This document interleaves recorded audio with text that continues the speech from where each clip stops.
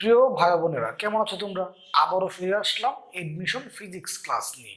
আজকে আমরা পদার্থ প্রথম পত্র পঞ্চম অধ্যায় কাজ, শক্তি ও ক্ষমতা এই চ্যাপ্টারটা পড়ব। তো আমি এখন হোয়াইট বোর্ড যে সূত্রগুলো লিখবো, এই সূত্রগুলো সবাই খাতায় তুলবা। হ্যাঁ, সবাই খাতা কলম বের করো এবং শীটের মধ্যে কাজ, শক্তি, ক্ষমতা এই অংশটুকু বের করো।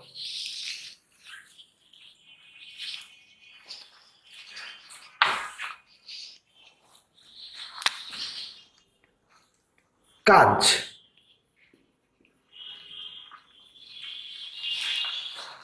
কোনো বস্তুর উপর বল প্রয়োগে সরণ ঘটলে, কাজ কি? কোনো বস্তুর উপর বল প্রয়োগে সরণ ঘটলে বল ও বলের দিকে সরণের উপাংশের গুণফলকে কি বলা হয়? কাজ। কোনো বস্তুর উপর বল প্রয়োগে সরণ ঘটলে বল ও বলের দিকে সরণের উপাংশের গুণফলকে আমরা কি বলি? কাজ। তাহলে এই যে কাজ, এফ ডট এস, কাজ হলো স্কেলার রাশি, বল ভেক্টর রাশি, সরণ ভেক্টর রাশি, কিন্তু তাদের গুণফলটা কাজ, সেটা কি? স্কেলার রাশি।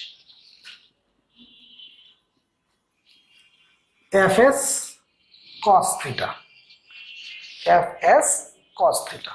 তাহলে বল ও বলের দিকে সরণের উপাংশের গুণফলকে আমরা কি বলি? কাজ। এখানে আমরা কি দেখতে পাইতে পারছি যে কাজের মান সর্বোচ্চ, কাজের পরিমাণ সর্বোচ্চ হবে যদি এই থিটার মান মানে কজের মান সর্বোচ্চ হয়। কজের সর্বোচ্চ মান কত? 1। কজ কত ডিগ্রির মান? 1, 0 ডিগ্রি। তো কাজের পরিমাণ সর্বোচ্চ হবে যদি থিটা কত ডিগ্রি হয়? 0 ডিগ্রি হয়। কারণ কি? কজের সর্বোচ্চ মান 1 আর কজ 0 ডিগ্রি মান কত? 1। কাজের পরিমাণ সর্বনিম্ন হবে যদি কজের সর্বনিম্ন মান -1 আর কজ 180 ডিগ্রির মান -1। কাজের মান 0 হবে যদি এই থিটা কত ডিগ্রি হয়? 90 ডিগ্রি। কারণ কি? কস 90 ডিগ্রির মান 0, গুণ দিলে কত হবে? 0। কাজের মান কত হবে? 0। এই কাজের মান 0, কাজের মান 0, থিটার মান 90 ডিগ্রি হলে হতে পারে। আরেকটা হলো, খেয়াল করো, থিটার মান 90 ডিগ্রি হয় তাহলে 0 হতে পারে। আবার সরণ যদি 0 হয়, সরণ যদি কি হয়? বল প্রয়োগে সরণ না হলে, মানে সরণ যদি 0 হয় তাহলেও কাজের মান 0 হতে পারে, তাহলেও কাজের মান কি হতে পারে? 0 হতে পারে। আবার সংরক্ষণশীল বলের ক্ষেত্রে, সংরক্ষণশীল বলের ক্ষেত্রেও কাজের মান 0 হয়। তো কাজের মান, এই যে কাজের মান 0 হয় কয় কারণে? 3 কারণে। কাজের মান 0 হবে যদি বল ও সরণের মধ্যবর্তী কোণ 90 ডিগ্রি হয়। কাজ 0 হবে যদি বল প্রয়োগে যদি সরণ না হয়, অর্থাৎ সরণ যদি 0 হয় তাহলেও কাজের মান 0 হবে। আর এটা হলো সংরক্ষণশীল বলের ক্ষেত্রে। তোমরা অবশ্যই এই অধ্যায়ে সংরক্ষণশীল বলের সংজ্ঞা পড়ছো ইন্টারমিডিয়েটে। কোনো বস্তু পূর্ণ ঘূর্ণন দিয়ে যদি আগের অবস্থানে আসে, একটা বস্তু পূর্ণ ঘূর্ণন দিয়ে যদি আগের অবস্থানে আসে, কাজের মান যদি 0 হয় তাহলে ওই বলটাকে কি বলি আমরা? সংরক্ষণশীল বল।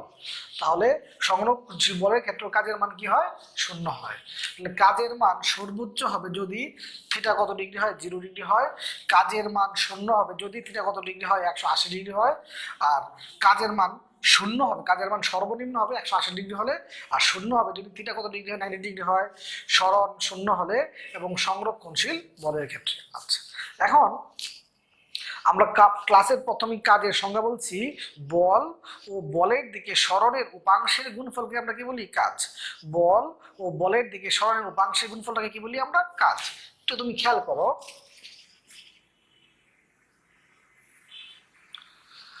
তুমি একটা বস্তুকে বল প্রয়োগ করলা, এতে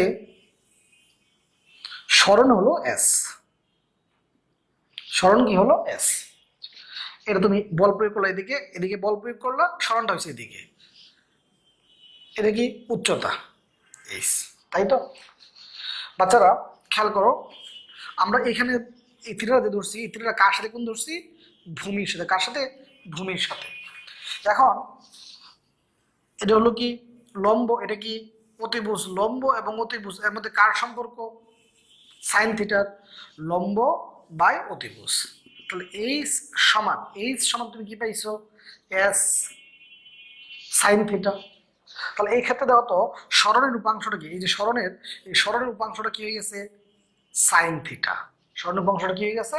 সাইন থিটা। আবার তুমি যদি খেয়াল করো, তুমি এদিকে বল প্রয়োগ করলা, সরণ হলো এদিকে, সরণ হলো এস, উচ্চতা কি এইচ। এখন এই কোণটা যদি এই দেয়ালের সাথে হয়, কোণটা যদি কি দেয়ালের সাথে দেওয়া থাকে, এই ক্ষেত্রে তুমি দেখো তো, তুমি তো জানো সমকোণী ত্রিভুজের ক্ষেত্রে কোণের বিপরীত বাহু লম্ব, তাহলে এটা লম্ব। এটা যদি লম্ব হয় তাহলে এটা কি ভূমি, এটা কি অতিভুজ। ভূমি এবং অতিভুজ এর সাথে কার সম্পর্ক? কজের। ভূমি বাই অতিভুজ। তাহলে এস সমান, এখানে তো এইচ সমান তুমি কি পাইছো? S cos theta. এই ক্ষেত্রে এই যে সরণ, এই ক্ষেত্রে সরণের উপাংশটা কি? এস কস থিটা, তাই তো? তাহলে কাজ কি? বল ও বলের দিকে সরণের উপাংশের গুণফল কি? এখানে সরণ উপাংশ কি? S cos theta.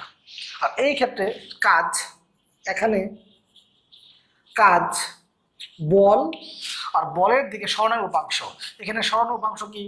S sine theta. তাহলে এখানে সরণের উপাংশ এস সাইন থিটা, এখানে সরণের উপাংশ কি? এস কস থিটা, তাই তো?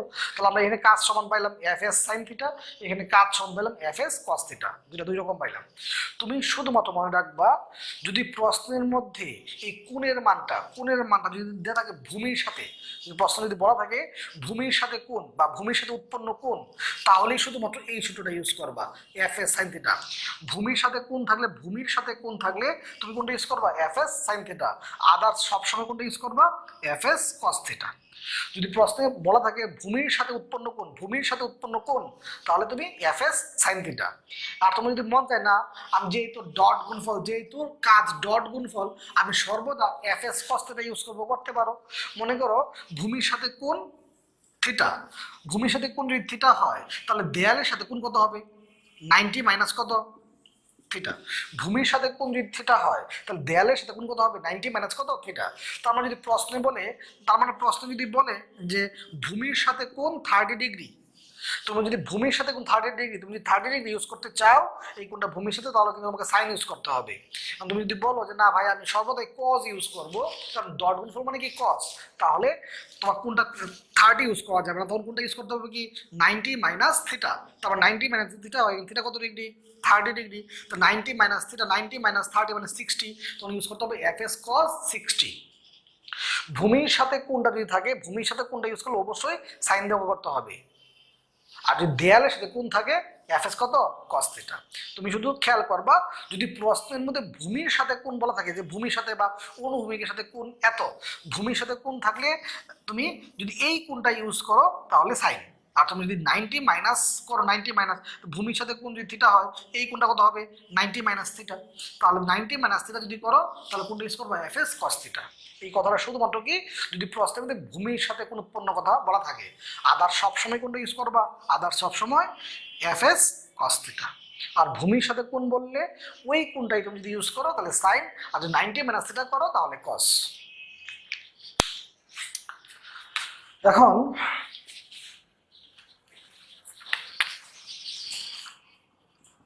অভিকর্ষ বল,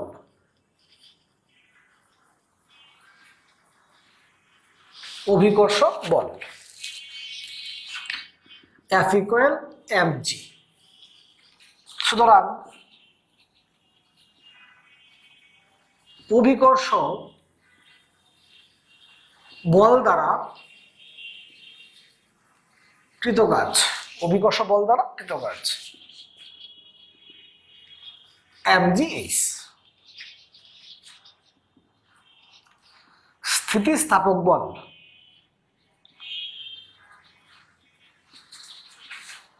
F ইকুয়াল kx। এখানে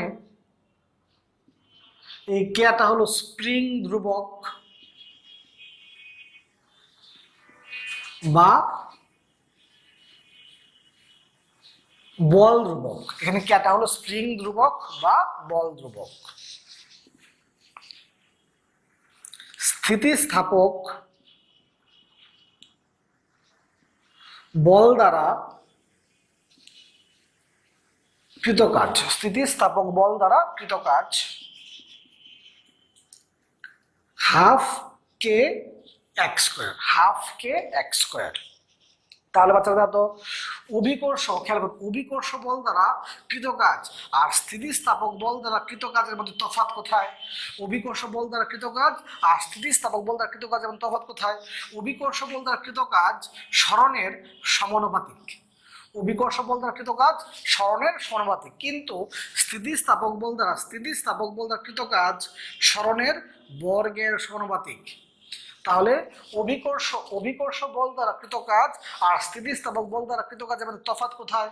অভিকর্ষ বল দ্বারা কৃত কাজ সরণের সমানুপাতিক আর স্থিতিস্থাপক বল দ্বারা কৃত কাজ সরণের বর্গের সমানুপাতিক। আরেকটা এমসিকিউ আসে, এটা আগেই লেখা প্রয়োজন ছিল, যে কাজের এসআই একক তো তুমি জানো, কাজের এসআই একক কি? কাজের এসআই একক হলো জুল বা নিউটন মিটার। কাজের এসআই একক কি? জুল বা নিউটন মিটার। মাত্রা, এই মাত্রাটা কিন্তু পরীক্ষায় আসে, মাত্রাটা পরীক্ষায় আসে ml স্কয়ার টি ইনভার্স 2। কাজের এসআই একক জুল বা নিউটন মিটার আর মাত্রা কি? ml স্কয়ার টি ইনভার্স 2। আচ্ছা, এখন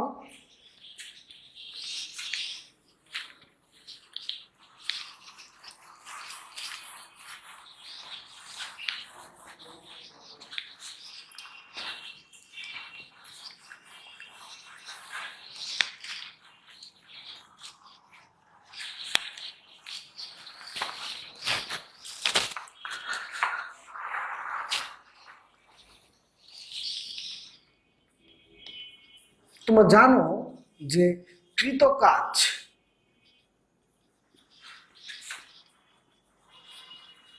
গতিশক্তির পরিবর্তনের সমান। কৃত কাজ গতিশক্তির পরিবর্তনের সমান, কৃত কাজ গতিশক্তির পরিবর্তনের সমান।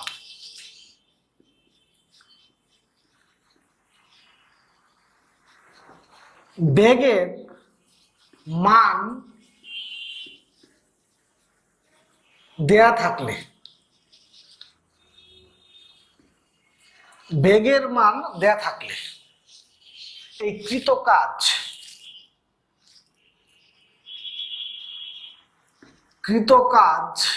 বা ব্যয়িত শক্তি, বেগের মান দেয়া থাকলে কৃত কাজ বা ব্যয়িত শক্তি সমান হবে half M v1 square minus v2 square. বেগের মান দেয়া থাকলে কৃত কাজ বা ব্যয়িত শক্তি half M v1 square minus v2 square. উচ্চতার মান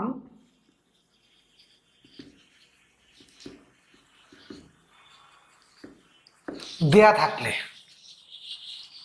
কৃত কাজ বা ব্যয়িত শক্তি mg h1 মাইনাস h2। যদি বেগের মান দেয়া থাকে, এই কৃত কাজ বা ব্যয়িত শক্তি সমান half M v1 square minus v2 square. আর উচ্চতার মান দেয়া থাকলে কৃত কাজ বা ব্যয়িত শক্তি হলো mg h1 মাইনাস h2। আবার হাতুড়ি দিয়ে পেরেককে আঘাত করলে,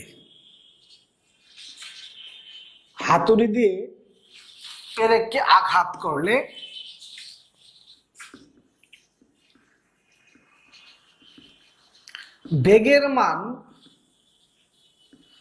দেয়া থাকলে যে কৃত কাজ, এই কাজ সমান তুমি কি জানো? F S. কাজ ছন্দ কি জানো এফ এস, আমি এফ এস লিখলাম এফ এক্স। এক্সটা হলো হাতুড়ি দিয়ে যে তুমি পেরেককে আঘাত করছো, হাতুড়ি দিয়ে পেরেককে আঘাত করছো, পেরেকটা একটু ঢুকবে না, যতটুকু ঢুকবে সেটা হলো এক্স এর মান। হাতুড়ি দিয়ে তুমি পেরেককে আঘাত করছো, পেরেকটা 10 সেন্টিমিটার ঢুকছে, এক্স এর মান 10 সেন্টিমিটার। হাতুড়ি দিয়ে তুমি পেরেককে আঘাত করছো, সে 20 সেন্টিমিটার ঢুকছে, এক্স এর মান 20 সেন্টিমিটার। আর বেগের মানটা থাকলে শক্তির সূত্র কি half M V square, half M V square.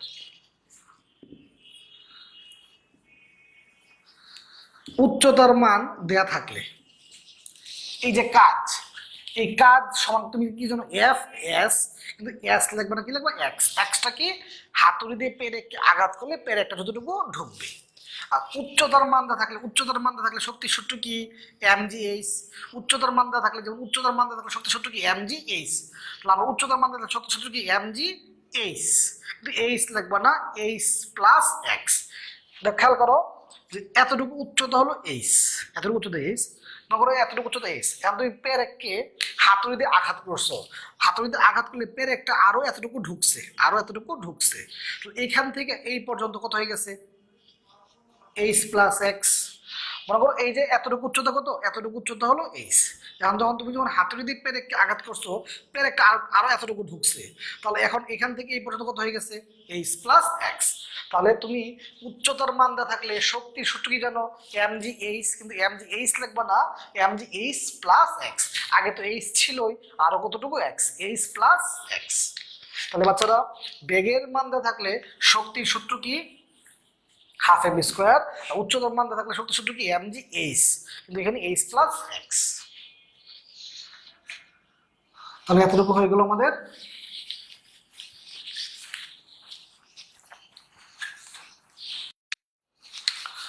এখন আমরা গতিশক্তি, আরেকটা লাইন লিখে ফেলি, গতিশক্তি।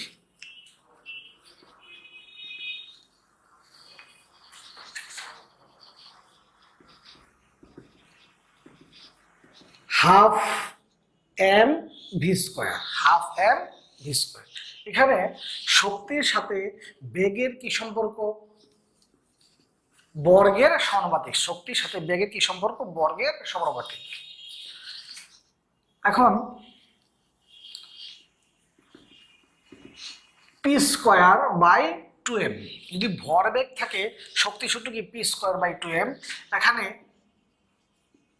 এই পিটা কি ভরবেগ, এই পিটা কি ভরবেগ। তো তোমার এই শক্তির সাথে এই ভরবেগের কি সম্পর্ক, বর্গের সমানুপাতিক।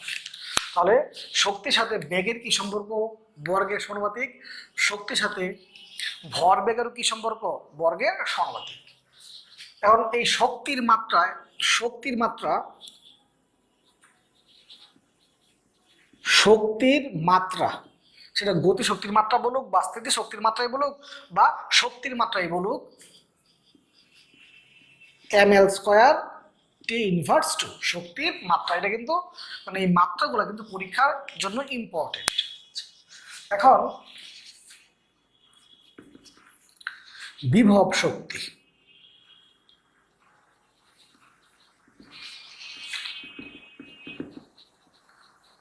mgh, বিভব শক্তি mgh।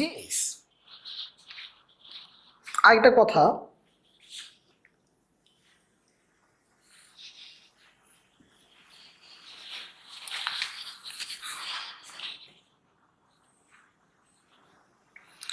চিত্রটা মনোযোগ দিয়ে বুঝতে চেষ্টা করবা।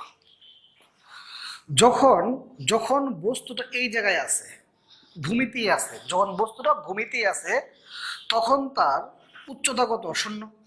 যখন বস্তুটা ভূমিতেই আছে তখন তার উচ্চতা কত, শূন্য। যেহেতু উচ্চতা শূন্য তাহলে mgh, বিভব শক্তিগত mgh, যেহেতু বস্তুটা ভূমিতেই আছে তাহলে উচ্চতা শূন্য। উচ্চতা শূন্য হওয়ায় বিভব শক্তি কত, শূন্য। কারণ তুমি কিন্তু জানো যে মোট শক্তি কি গতি শক্তি প্লাস স্থিতি শক্তি। যেহেতু এখানে স্থিতি শক্তি শূন্য তাহলে এখানে সবটুকু শক্তি কি হবে, গতি শক্তি। এখানে সবটুকু শক্তি কি হবে, গতি শক্তি। আচ্ছা, আবার সর্বোচ্চ উচ্চতায় বেগের মান কত হয়? 0।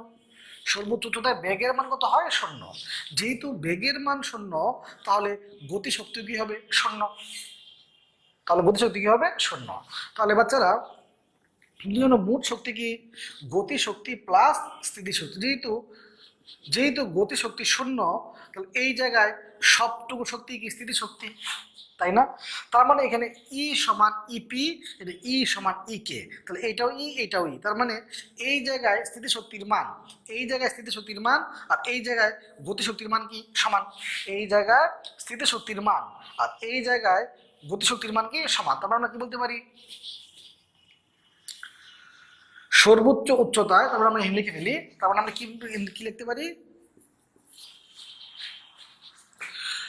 সর্বোচ্চ উচ্চতায় বিভব শক্তি, ভূমি স্পর্শ করার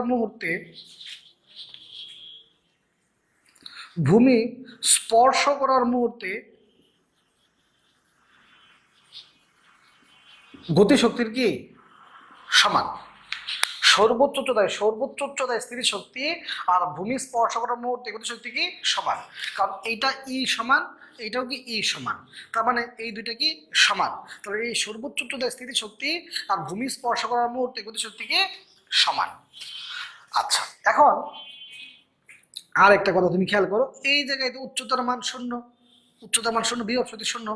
তখন যখন সে উপরে ওঠে, উচ্চতার মান বাড়তে থাকবে এবং বাড়তে যখন এই জায়গায় আসবে তখন সর্বোচ্চ হবে, তাই না? তাহলে এই জায়গায় উচ্চতার মান 0, যখন সে উপরে উঠতে থাকবে উচ্চতার মান বাড়বে, বিভব শক্তি কি? বাড়বে, বাড়তে এই জায়গায় যায় কি হবে? সর্বোচ্চ হবে, তাই না? এই জায়গায় বেগের মান কত? 0। বেগের মান 0 হয়, গতিশক্তি 0।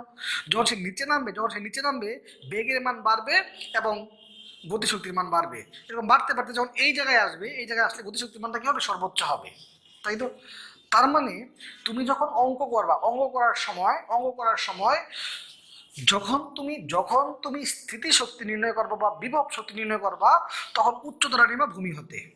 যখন তুমি বিভব শক্তি বা স্থিতিশক্তি নির্ণয় করবা, তখন উচ্চতার মানটা নিবা কি? ভূমি হতে। আর যখন তুমি গতিশক্তির মান বের করবা, তখন উচ্চতার নিবা শীর্ষ হতে। কথাগুলো যেন খেয়াল থাকে। কি বললাম? যখন তুমি বিভব শক্তির মান বের করবা, তখন উচ্চতার মানটা নিবা কি? উচ্চতার মানটা মনে করো এই জায়গায় আমি বললাম যে ভূমি মনে করো এতটুকু উচ্চতা 5, এতটুকু উচ্চতা 5। আমি বললাম ভূমি হতে 2 মিটার উচ্চতায় বিভব শক্তি কত? ভূমি হতে 2 মিটার উচ্চতায়, ঠিক আছে? তুমি যখন বিভব শক্তি নির্ণয় করবা, তখন উচ্চতাটা কি নিবা? ভূমি হতে। কিন্তু আমি যদি বলতাম গতিশক্তি কত, তাহলে এতটুকু উচ্চতা তো 5, এতটুকু যদি 2 হয়, এতটুকু উচ্চতা তো 5, এতটুকু যদি 2 হয়, তাহলে এতটুকু কত? 3। তুমি যখন গতিশক্তি বের করবা, v² মানে কি? u² plus 2gh। তখন তুমি যখন বিভব শক্তি বের করবা, তো উচ্চতারা নিবা কিন্তু শীর্ষ দিকে। এই ক্ষেত্রে এই h এর মানটা কিন্তু হবে 3। তুমি যখন বিভব শক্তি বের করবা, উচ্চতারা নিবা ভূমি থেকে, আর যখন তুমি গতিশক্তি বের করো, উচ্চতারা নিবা শীর্ষ থেকে। ফাইন।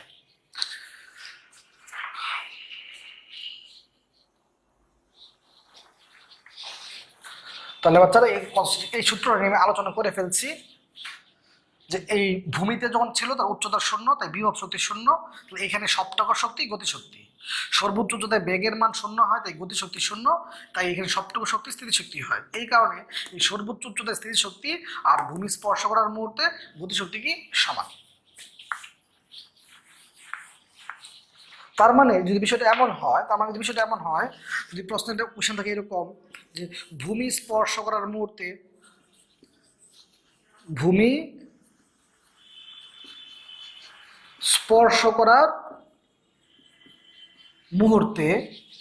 গতিশক্তি, তুমি কি লিখতে পারো? mgh। ভূমি স্পর্শ করার মুহূর্তে গতিশক্তি কত? mgh। ভূমি স্পর্শ করার মুহূর্তে গতিশক্তি কি? সর্বোচ্চ বিভব শক্তির সমান। আর সর্বোচ্চ বিভব শক্তিটা কত? mgh। তাহলে ভূমি স্পর্শ করার মুহূর্তে গতিশক্তি কত? mgh।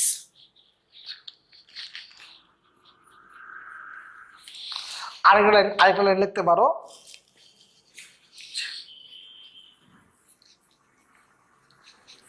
গতিশক্তি ঋণাত্মক হতে পারে না। গতিশক্তি ঋণাত্মক হতে পারে না, কিন্তু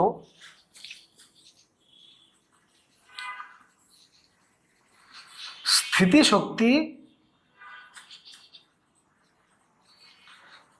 ঋণাত্মক হতে পারে।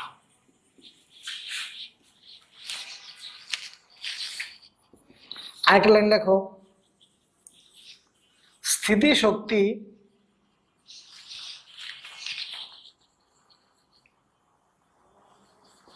শূন্য হতে পারে। স্থিতিশক্তি শূন্য হতে পারে।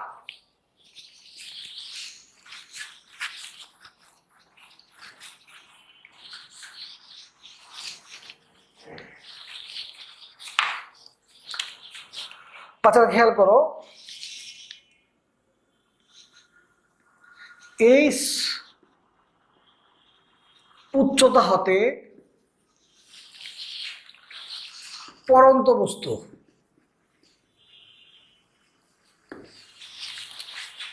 ভূমি হতে এক্স উচ্চতায়, এই উচ্চতা হতে পড়ন্ত বস্তু ভূমি হতে এক্স উচ্চতায় গতিশক্তির মানটা বিভব শক্তির n গুণ হলে, এই উচ্চতা হতে পড়ন্ত বস্তু ভূমি হতে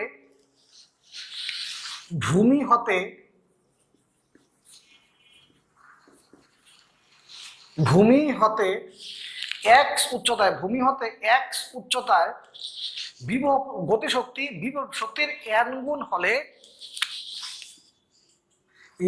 x ইকুয়াল h/n+1। খেয়াল করো যে এতটুকু উচ্চতা h, এখন এই জায়গায় যে জায়গাটা হলো ভূমি হতে x উচ্চতায়, এই জায়গায় গতিশক্তির মানটা বিভব শক্তির n গুণ, গতিশক্তির মানটা বিভব শক্তির কি n গুণ। তাহলে এই x সমান তুমি সূত্র কোনটা ইউজ করবা, h/n+1। x সমান তুমি সূত্র কোনটা ইউজ করবা, h/n+1।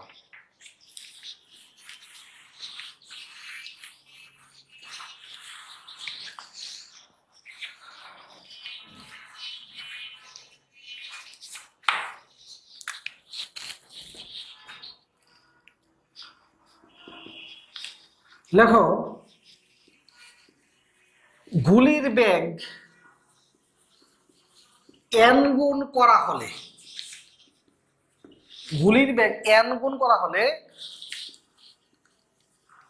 আর গুলির বেগ n গুণ করা হলে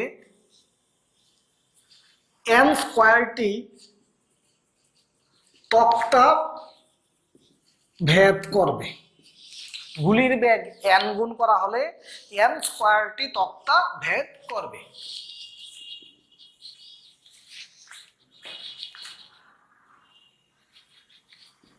nটি তক্তা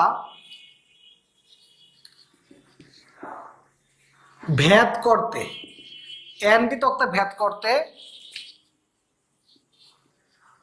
গুলির বেগ √n গুণ করতে হবে। nটি তক্তা ভেদ করতে গুলির বেগ √n গুণ করতে হবে। আর দেখো, একটি হালকা ও ভারী বস্তুর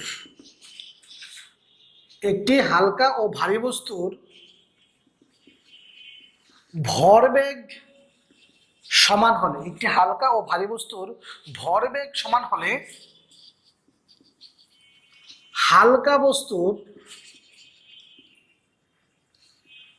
গতিশক্তি বেশি হবে। একটি হালকা ও ভারী বস্তুর ভরবেগ সমান হলে হালকা বস্তুর গতিশক্তি বেশি হবে। একটি হালকা ও ভারী বস্তুর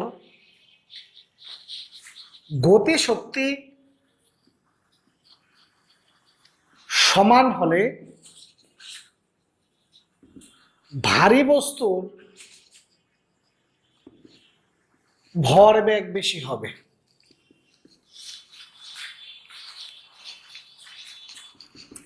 আর এটা হলো স্থিতিশক্তি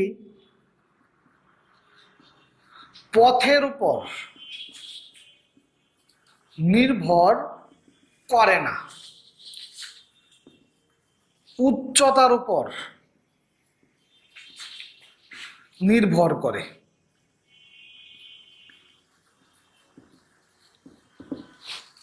স্থিতিশক্তি পথের উপর নির্ভর করে না, উচ্চতার উপর নির্ভর করে।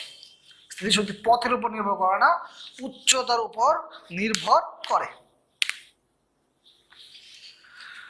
ওকে, এখন আমরা কাজ নিয়ে একটু আলোচনা করলাম, শক্তি নিয়ে একটু আলোচনা করলাম, এখন একটু ক্ষমতা নিয়ে আলোচনা করি।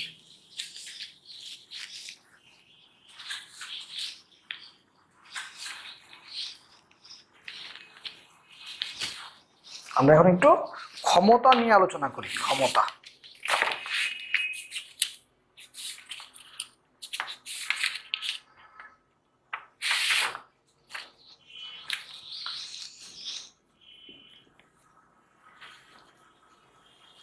ক্ষমতা তোমরা জানো যে কাজ করার হারকে আমরা কি বলি?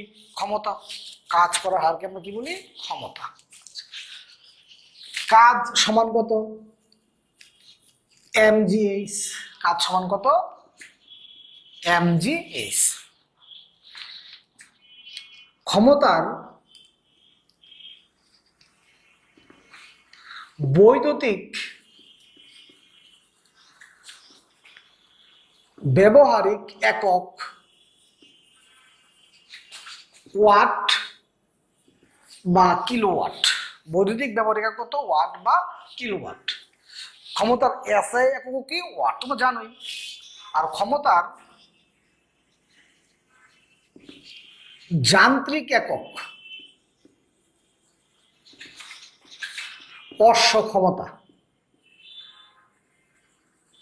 ক্ষমতার যান্ত্রিক একক অশ্ব ক্ষমতা। আর তোমরা এটাও জানো যে এক অশ্ব ক্ষমতা সমান 746 ওয়াট বা 550 ফুট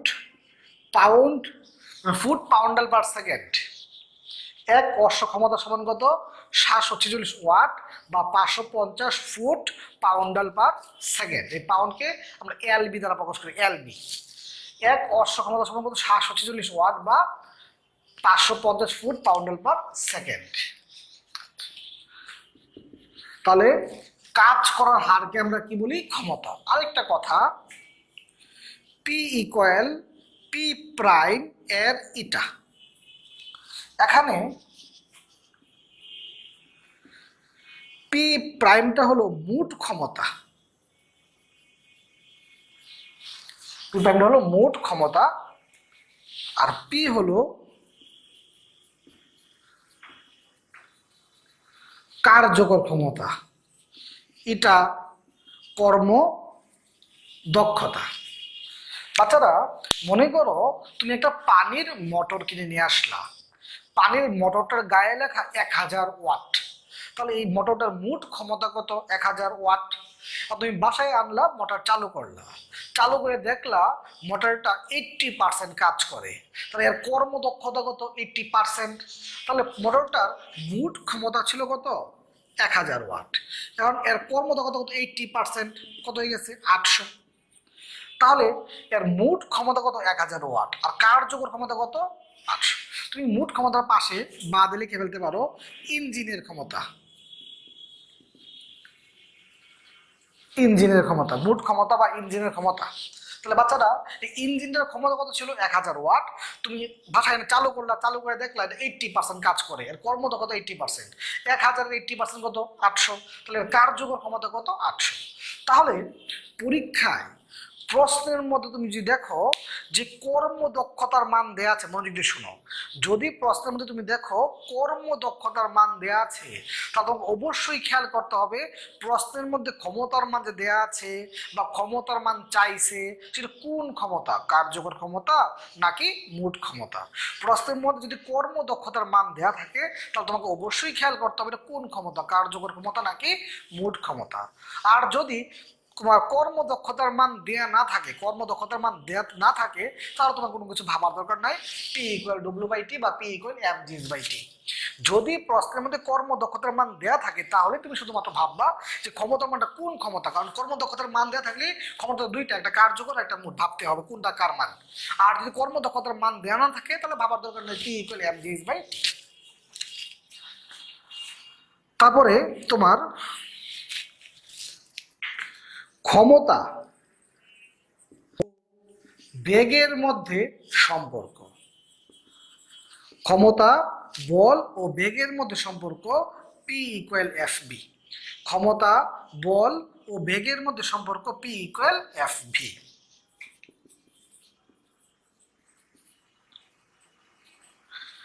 ঘূর্ণন গতির ক্ষেত্রে, ঘূর্ণন গতির ক্ষেত্রে ক্ষমতা টাউ ওমেগা, এই টাউ তো তুমি জানোই টর্ক, আর ওমেগাটা কি? কৌণিক বেগ। তাহলে বাচ্চারা ঘূর্ণন গতির ক্ষেত্রে ক্ষমতা কি? Tau omega.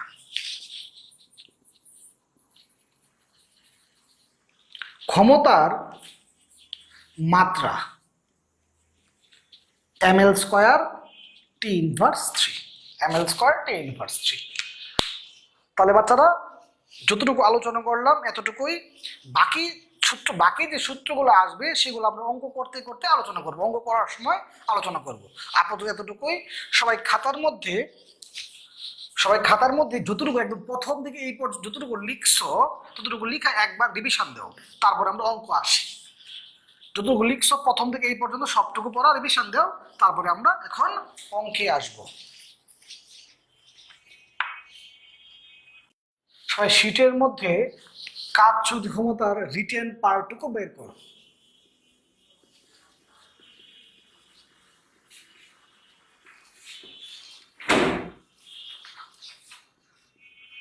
এক নাম্বার কোয়েশনটা পড়ো। 1 নাম্বার, দেখো লোকটির ভর 150 কেজি, সে মাথায় নিছে 50 কেজি, 200 কেজি, তাই তো? এখন কাজের মান বের করতে বলছে। এখানে তোমার কোণের মানটাতে দেয়া আছে, এই কোণের মানটা বলছে ভূমির সাথে কোণ। ভূমির সাথে কোণ বললে কি হবে? 90 মাইনাস কত হয়ে গেছে? 30। তুমি জানো কাজ সমান হলো Fs cos θ, Fs cos θ। তাহলে প্রশ্নের মধ্যে এই বলের মান দেয়া নাই, এই বলের জায়গায় তুমি কি লিখতে পারো? জি। ভূমির সাথে কোণ দেয়া আছে, যদি তুমি ওই কোণটা ইউজ করতো তাহলে সাইন লিখতে হইতো, কিন্তু যেহেতু কাজ স্কেলার রাশি Fs cos θ, তাহলে ভূমির সাথে কোণ 90 মাইনাস। তাহলে ভরের মান দেয়া আছে, জি এর মান তুমি জানো, এস এর মান দেয়া আছে, থিটার মান কত ডিগ্রি? 30 ডিগ্রি। 2 নাম্বার কোয়েশনটা পড়ো সবাই, 2 নাম্বার কোয়েশনটা পড়ো।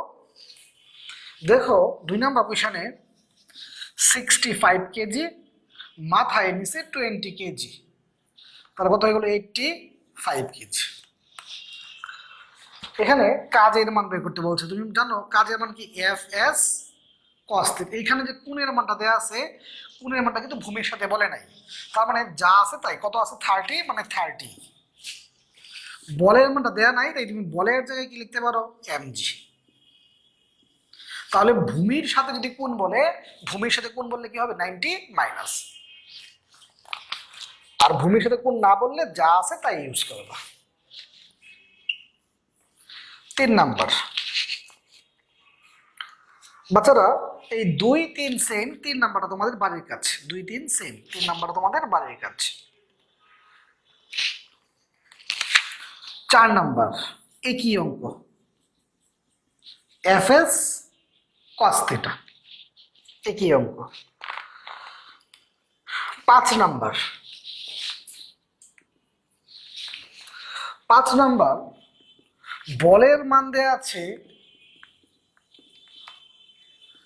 3K। 5-এর 1 নাম্বার বলছে সরণ জেড অক্ষ বরাবর। প্রশ্ন বলছে সরণ জেড অক্ষ বরাবর, জেড অক্ষ বরাবর মান দেয়া আছে কত 3, আর জেড অক্ষ বরাবর একক ভেক্টর কি হয় কে কে। তাহলে বাচ্চারা জেড অক্ষ বরাবর মান দেয়া আছে কত 3 মিটার, আর জেড অক্ষ বরাবর একক ভেক্টর কি হয় কে কে। কাজ সমান এফ ডট এস কত হচ্ছে 9। ডট গুণফল তো তুমি পারোই, আই এর সহগগুলা গুণ, জে এর সহগগুলা গুণ, কে এর সহগগুলা গুণ। 2 নাম্বারটা 5-এর 2, 5-এর 2 নাম্বার কি বলছে সরণ ওয়াই অক্ষ বরাবর, যদি ওয়াই অক্ষ বরাবর মান দেয়া আছে 4, আর ওয়াই অক্ষ বরাবর একক ভেক্টরটা কি হয় জে কেপ, ওয়াই অক্ষ বরাবর একক ভেক্টরটা কি হয় জে কেপ। তাহলে কাজ তো তুমি জানো যে এফ ডট এস, তুমি তো ডট গুণফল পারো, আই এর সবগুলা গুণ, জে এর সবগুলা গুণ, কে এর সবগুলা গুণ।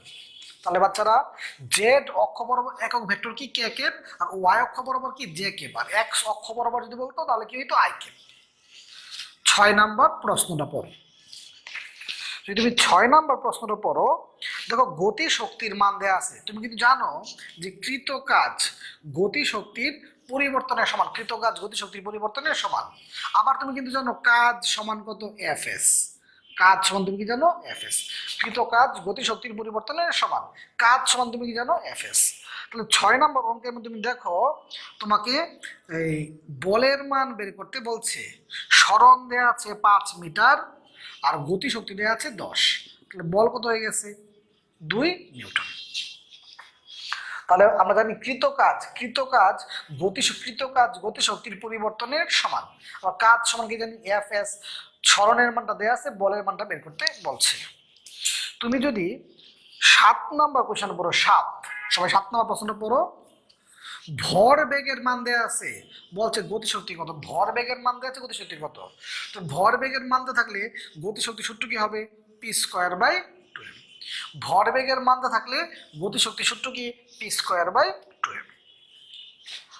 8 নাম্বার প্রশ্ন পড়ো বাচ্চারা, 8 নাম্বার প্রশ্নটা পড়ো। বলছে গতিশক্তির পরিবর্তন। বাচ্চা তুমি জানো যে কৃত কাজ গতি শক্তির পরিবর্তনের কি সমান, তাই না? তুমি জানো কৃত কাজ গতি শক্তির পরিবর্তনের কি সমান। তাহলে এই গতি শক্তির পরিবর্তনটা কি হচ্ছে, প্রশ্নের মধ্যে উচ্চতর মান দেওয়া আছে, উচ্চতর মান দেওয়া আছে 2টা, উচ্চতর মান দেওয়া আছে কয়টা 2টা, কত হবে mg h1 মাইনাস h2, উচ্চতর মান দেওয়া আছে কয়টা 2টা, mg h1 মাইনাস কত h2। প্রশ্নের মধ্যে m এর মান দেওয়া আছে 40 গ্রাম, জি এর মান 9.8, একটা উচ্চতার মান দেওয়া আছে 0.4, আর একটা দেওয়া আছে 0.2। বাচ্চারা 8 নাম্বার আর 9 নাম্বারটা সেম, 9 নাম্বারটা তোমাদের বাড়ির কাজ, 8, 9 সেম। আমরা এই সূত্রগুলো কিন্তু ক্লাসে আলোচনা করছিলাম যে যদি উচ্চতর মান দেওয়া থাকে তাহলে গতি শক্তির পরিবর্তন, উচ্চতর মান দেওয়া থাকলে গতি শক্তির পরিবর্তন, উচ্চতর মান দেওয়া থাকলে গতি শক্তির পরিবর্তন বা ব্যয়িত শক্তি mg h1 মাইনাস h2, আর যদি বেগের মান দেওয়া থাকতো তাহলে কি হইতো half m v1 square minus v2 square. বাচ্চারা আমাদের 1 থেকে 9 পর্যন্ত অঙ্ক শেষ হয়ে গেল, 1 থেকে 9 পর্যন্ত। সবাই 10 নম্বর কোশ্চেনটা বাবা 10।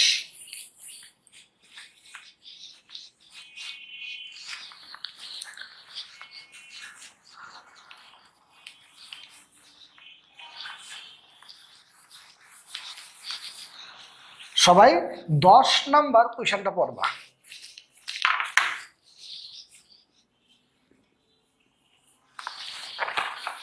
যদি 10 নাম্বার কোশ্চেন পড়ো, বলছে কি পরিমাণ শক্তি ব্যয়িত হবে, কি পরিমাণ শক্তি ব্যয়িত হবে, তার মানে ব্যয়িত শক্তির মান চাইছে। প্রশ্নের মধ্যে বেগের মান দেয়া আছে, বেগের মান দেওয়া থাকলে সূত্র কি হবে, half M V one square minus V two square, half M V one square minus V two square. এই যে এম, এম এর মান কত, 25 গ্রাম, এম এর মান 25 গ্রাম কেজি দিলাম। ভি ওয়ান বেগের মান দেওয়া আছে দুইটা, বড়টা ভি ওয়ান ছোটটা ভি টু। যদি ব্যয়িত শক্তি বেগ হ্রাস পায় এই কারণে প্রথমটা বড় পরেরটা কি ছোট। তাহলে বাচ্চারা ব্যয়িত শক্তি বেগের মানটা থাকলে half M V one square minus V two square, আর উচ্চতার মানটা থাকতো M G H one minus H two. 11 নম্বর অঙ্কটা সেম, 10 11 সেম, 11 নম্বর অঙ্কটা তোমাদের বাড়ির কাজ। 12 নম্বর প্রশ্ন বল। 12 নম্বর প্রশ্ন দেখো, বেগের মান দেয়া আছে 36 কিলোমিটার পার আওয়ার। তুমি যদি এই মানটাকে মিটার পার সেকেন্ডে নিতে চাও, মিটার পার সেকেন্ডে নিতে চাও, তাহলে 3.6 দিয়ে ভাগ দিবা। বেগের মান দেওয়া আছে 36 কিলোমিটার পার আওয়ার।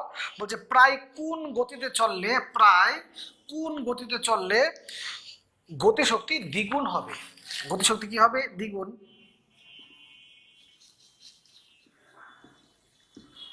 প্রশ্ন কি বলছে, গতিশক্তি কি হবে দ্বিগুণ, কার দ্বিগুণ, আগেরটার দ্বিগুণ। গতিশক্তির মানটা কি হবে, দ্বিগুণ হবে, কার দ্বিগুণ, আগেরটার দ্বিগুণ।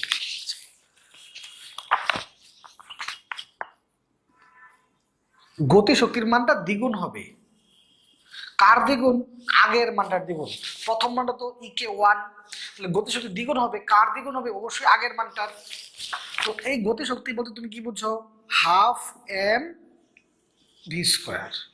গতিশক্তি বলতে তুমি কি বুঝছো, হাফ এম ভি স্কোয়ার। তাহলে হাফ এম কাটা ভি টু সমান কত হয়ে গেছে, √2 ভি ওয়ান। উভয় দিকে বর্গমূল করলাম, উভয় দিকে কি করলাম, বর্গমূল। এখন এই √2 সমান কত, 1.41, আর ভি ওয়ান সমান কত, 10, 14.1। তার মানে বেগের মান এত করলে, বেগের মান এত করলে গতিশক্তি কি হবে, দ্বিগুণ হবে। বেগের মান এত করলে গতিশক্তি কি হবে, দ্বিগুণ হবে। অর্থাৎ আরো একটা অঙ্ক দেখো এরকম, আমি জানি তুমি ওটা কম বুঝছো। দেখো 13 নম্বর কোশ্চেন যদি দেখো, 13 নম্বরে বেগের মান দেওয়া আছে 72 কিলোমিটার পার আওয়ার। তুমি এই কিলোমিটার পার আওয়ার কি করবা, মিটার পার সেকেন্ডে নিবা 20। বলছে বেগের মান কত বৃদ্ধি করলে গতিশক্তি দ্বিগুণ হবে। তাহলে গতিশক্তি কি দ্বিগুণ বলছে, গতিশক্তি দ্বিগুণ হবে, কার দ্বিগুণ হবে, অবশ্যই আগের মানটার। অবশ্যই মনে করো তোমার টাকা দ্বিগুণ হয়েছে, তোমার টাকা দ্বিগুণ হয়েছে, কত হয়েছে তুমি হিসাব করতে চাও, আগের মানটাকে 2 দিয়ে গুণ করবা। তোমার টাকা 5 গুণ হয়েছে, তো তোমার টাকা কত হয়েছে তুমি যদি হিসাব করতে চাও, এই 5 গুণ হয়েছে, কার 5 গুণ হয়েছে, আগের টাকার। তাহলে এখানে গতিশক্তি দ্বিগুণ হয়েছে, কার দ্বিগুণ, আগেরটার। এখন গতিশক্তি বলতে তুমি কি বলছো, half M V square, half M V square. এই যে হাফ এম কাটা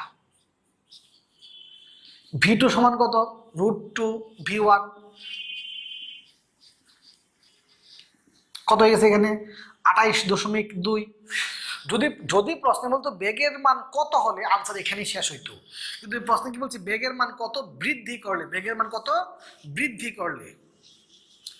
তো বেগের মান আগে ছিল 20, এখন 28.2, তো কত বৃদ্ধি করতে হবে, 8.2। 8.2। তাহলে বাচ্চারা বেগের মান কত হলে, বেগের মান কত হলে আনসার এখানেই শেষ। যদি বলতো বেগের মান বৃদ্ধি, তাহলে ডিফারেন্স। আশা করি এখন তোমার 12 13 দুটো অঙ্ক ক্লিয়ার হয়ে গেছে। বাচ্চারা 14 নম্বর প্রশ্নটা তুমি যদি পড়ো, 14 নম্বর প্রশ্ন তুমি যদি পড়ো, 14 নম্বর প্রশ্ন দেখো বলছে কি, একটি রাইফেলের গুলি একটি তক্তাকে ভেদ করতে পারে, গুলির বেগ 3 গুণ করা হলে কয়টি তক্তা ভেদ করবে, এম স্কোয়ার। 9টি তক্তা ভেদ করবে। গুলির বেগ n গুণ করা হলে কয়টি তক্তা ভেদ করবে, m স্কোয়ারটি তক্তা ভেদ করবে। যদি তুমি 15 নাম্বার কোয়েশ্চেন দেখো, 15 নাম্বার বলছে কি যে 15টি তক্তা ভেদ করতে গুলির বেগ কত গুণ করতে হবে। গুলির বেগ কত গুণ করতে হবে সূত্র কি √n। তাহলে 25টি তক্তা ভেদ করতে গেলে গুলির বেগ কত গুণ করতে হবে, 5 গুণ করতে হবে। এই সূত্রগুলো তোমরা ইন্টারমিডিয়েট পড়ছো। 16 নাম্বার প্রশ্ন পড়ো, দেখো 16 নাম্বার প্রশ্ন তুমি আগে থেকেই পারো। 16 নাম্বার প্রশ্ন সবাই পড়ো, দেখো প্রশ্ন পড়লে তুমি পারো।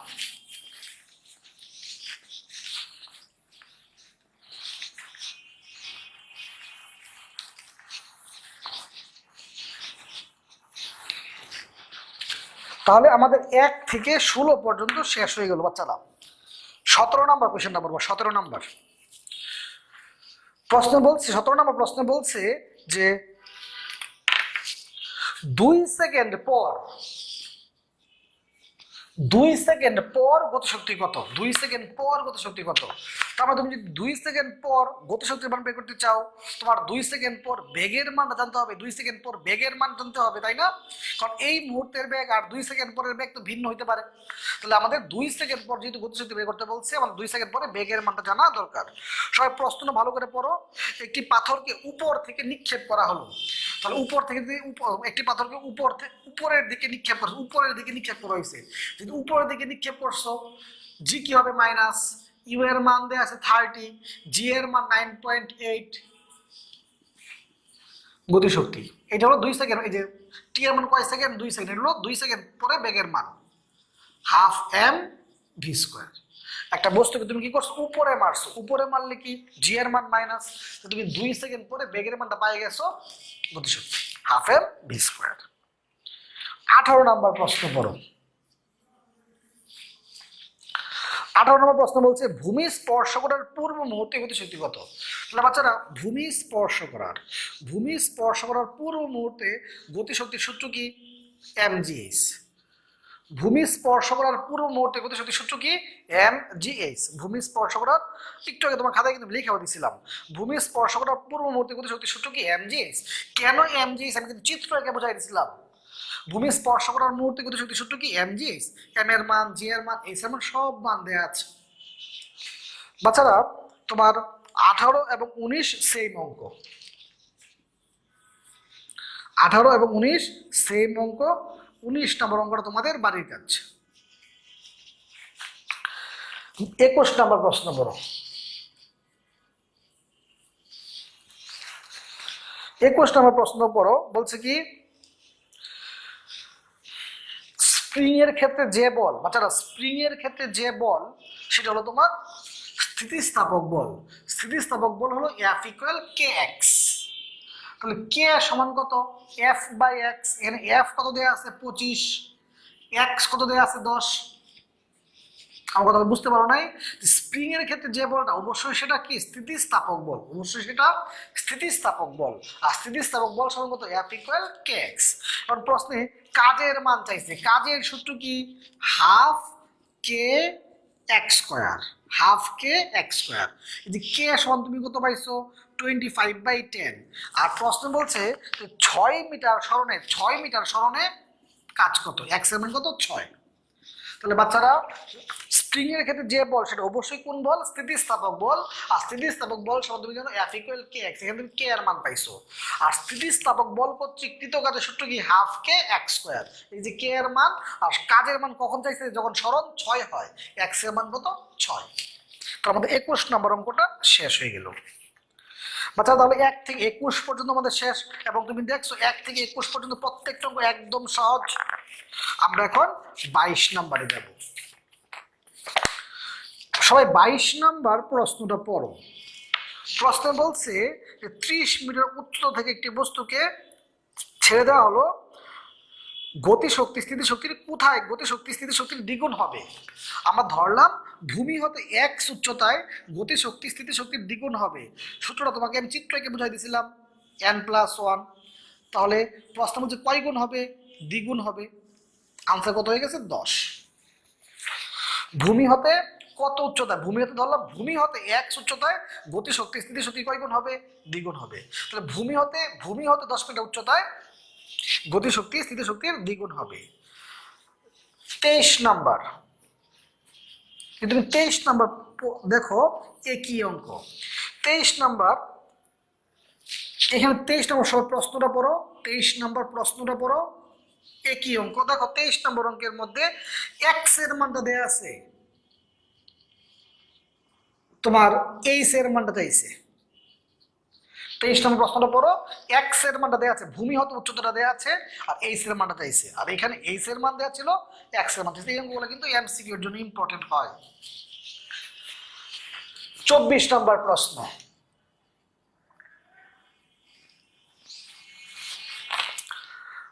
24 নম্বর প্রশ্নটা আমরা নিউটনিয়ান বলবিদ্যা অধ্যায়ে পড়ছিলাম যে 16 কেজির একটি বোমা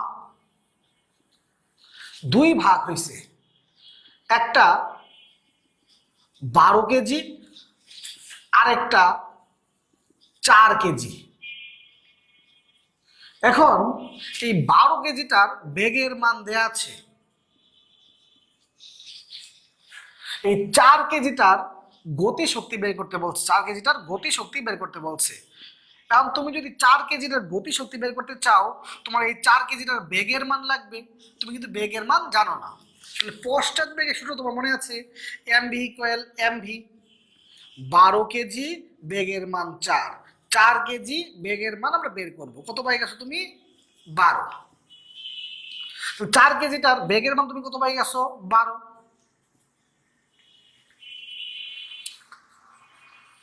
তাহলে প্রশ্ন যদি বলতো এই 12 কেজিটার গতিশক্তি কত, 12 কেজিটার গতিশক্তি কত, তোমার কিন্তু কোনো কাজ করতে হইতো না, সরাসরি এই মান দেওয়া ছিল, এই মান দিয়ে করে ফেলতে হবে হাফ এমভি স্কোয়ার। কিন্তু যেহেতু এর গতিশক্তি চাইছে, এর বেগের মানটা লাগবে, তো এর বেগের মানটা তুমি বের করছো, পরে হাফ এমভি স্কোয়ার। তাহলে তোমার 24 নম্বর অঙ্কটাও শেষ হয়ে গেল।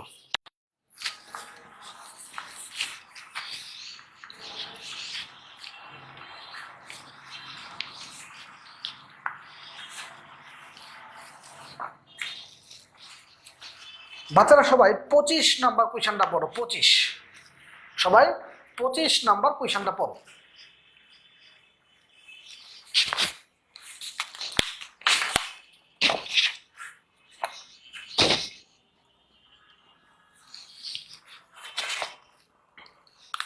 পঁচিশ নম্বর কোয়েশ্চন যদি পড়ো, আমরা ক্লাসে লিখছিলাম হাতুড়ি দিয়ে পেরেককে আঘাত করলে বেগের মানটা থাকলে এক সূত্র, উচ্চতার মানটা থাকলে আরেক সূত্র।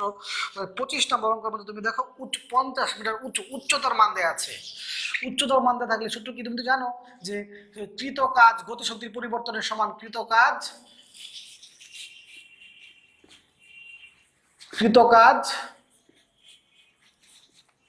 গতিশক্তির পরিবর্তনের কি সমান।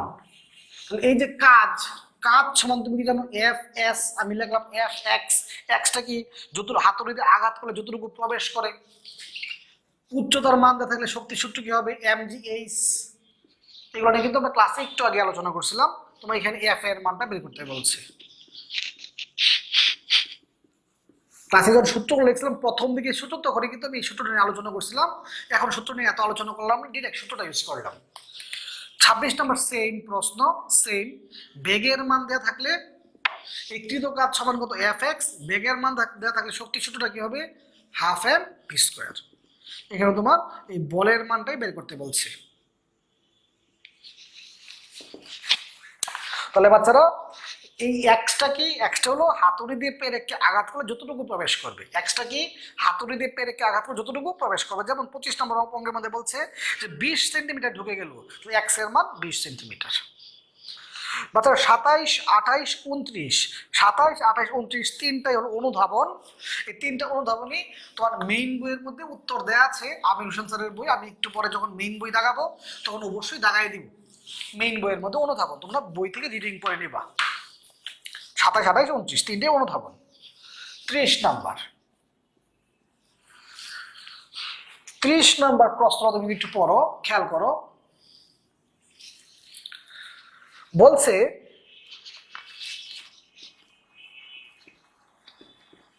প্রাথমিক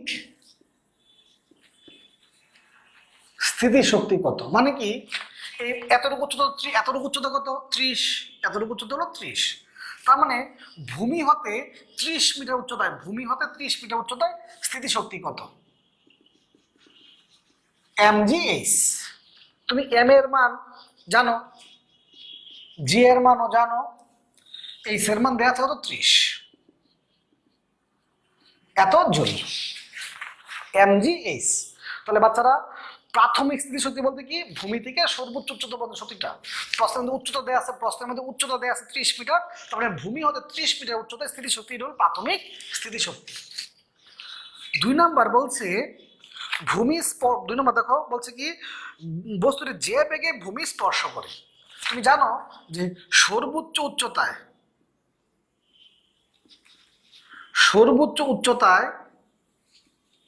স্থিতিশক্তি আর ভূমি স্পর্শ করার মুহূর্তে গতিশক্তি সমান। একটু আগে যখন সূত্রগুলো নিয়ে আমি আলোচনা করছি, একদম চিত্র আগে তোমাকে বুঝাই দিচ্ছি কেন সর্বোচ্চ উচ্চতায় স্থিতিশক্তির মান আর ভূমি স্পর্শ করার মুহূর্তে গতিশক্তির মান সমান হয়। আমি একটু আগে চিত্র আগে বুঝাই দিচ্ছি। তো সর্বোচ্চ উচ্চতায় স্থিতিশক্তি কত 588, গতিশক্তি সূত্র কি half m v square. m এর মান দেয়া আছে 2 কেজি, v সমান কত এত মিটার পার সেকেন্ড। তাহলে ভূমি স্পর্শ করার মুহূর্তে তার বেগ কত ছিল এত। 3 নাম্বার বলছে সর্বোচ্চ গতিশক্তি কত। বাচ্চারা সর্বোচ্চ গতিশক্তি কোথায় হয়, ভূমিতে। সর্বোচ্চ গতিশক্তি কোথায় হয়, ভূমিতে। তো তার মানে কি সর্বোচ্চ গতিশক্তি তোমার যদি মন চায় তুমি ইচ্ছে করলে হাফ m v স্কয়ার দিয়ে বের করতে পারো, আর তোমার যদি মন না চায় যে প্রাথমিক স্থিতিশক্তির মান, যে সর্বোচ্চ উচ্চতায় স্থিতিশক্তি আর ভূমি স্পর্শ করার মুহূর্তে গতিশক্তি কি সমান, আর ভূমি স্পর্শ করার মুহূর্তে মানটা কত হবে 500। কথা কি তুমি বুঝতে পারছো? এই জায়গায় স্থিতিশক্তি হয় সর্বোচ্চ, আর এই জায়গায় গতিশক্তি হয় সর্বোচ্চ। আর এই সর্বোচ্চ উচ্চতায় স্থিতিশক্তির মানটা আর ভূমি স্পর্শ করার মুহূর্তে গতিশক্তির মানটা কি সমান। এই জায়গায় স্থিতিশক্তির মান যেহেতু এত, এই জায়গায় গতিশক্তির মানটা কি হবে সেম, এত জুল। যে সর্বোচ্চ উচ্চতায় স্থিতিশক্তির মানটা সর্বোচ্চ, আর ভূমি স্পর্শ করার মুহূর্তে গতিশক্তিটা কি হয় সর্বোচ্চ। এই জায়গায় গতিশক্তি সর্বোচ্চ, আর এই জায়গায় গতিশক্তির মানটা কি সর্বোচ্চ উচ্চতা স্থিতিশক্তির সমান, তাহলে এর সমান। এরপর প্রশ্ন বলছে ভূমি হতে 3 মিটার উচ্চতায়, ভূমি হতে 3 মিটার উচ্চতায়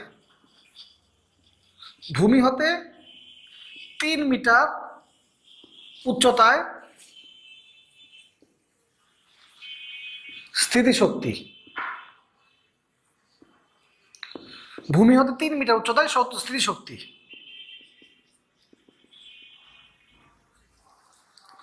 58.8।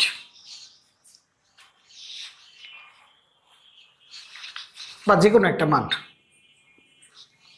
58 পয়েন্ট কত, যে কোনো একটা মান আসবে 50 কত 3 2 6 এরকমই আসবে 58 পয়েন্ট কত 8। এখন বাচ্চারা ভূমি হতে 3 মিটার উচ্চতায় তুমি স্থিতিশক্তি বের করলা, কারণ ভূমি হতে 3 মিটার উচ্চতায় তুমি যদি গতিশক্তি বের করতে চাও, তাহলে এর মোট শক্তিটা কত এত, মোট শক্তি হলো এত। এর থেকে তুমি এটা বাদ দিয়ে দাও,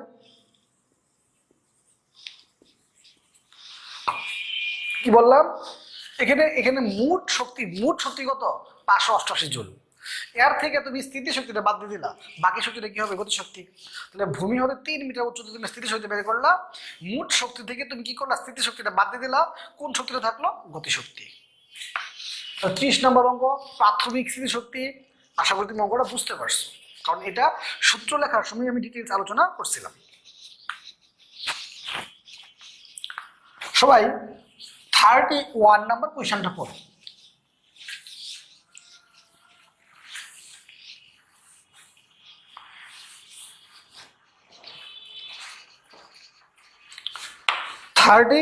নম্বর কোয়েশ্চনটা পড়ো 31।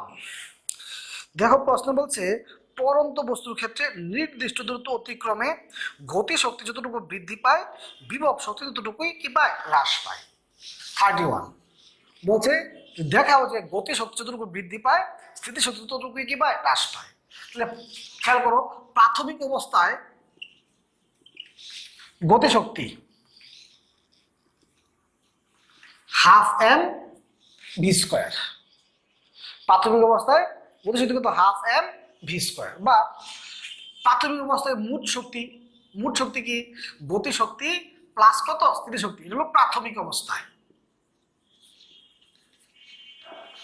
প্রাথমিক অবস্থায় মোট শক্তি কি গতিশক্তি প্লাস স্থিতিশক্তি, তাই তো? আমরা ধরলাম নির্দিষ্ট দূরত্ব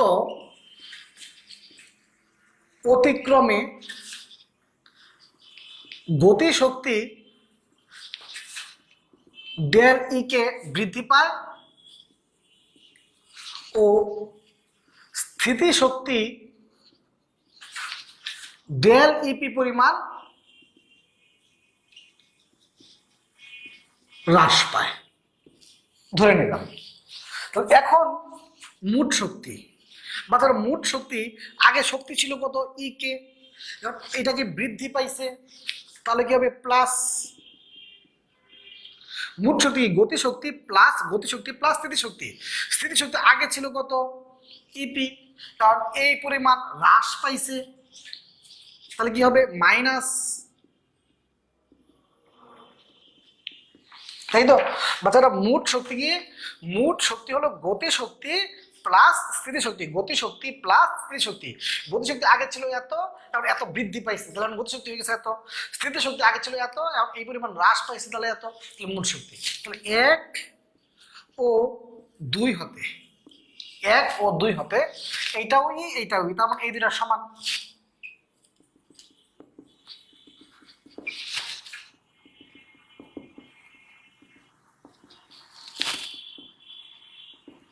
এই দুটো কি সমান, তাহলে এই গতিশক্তি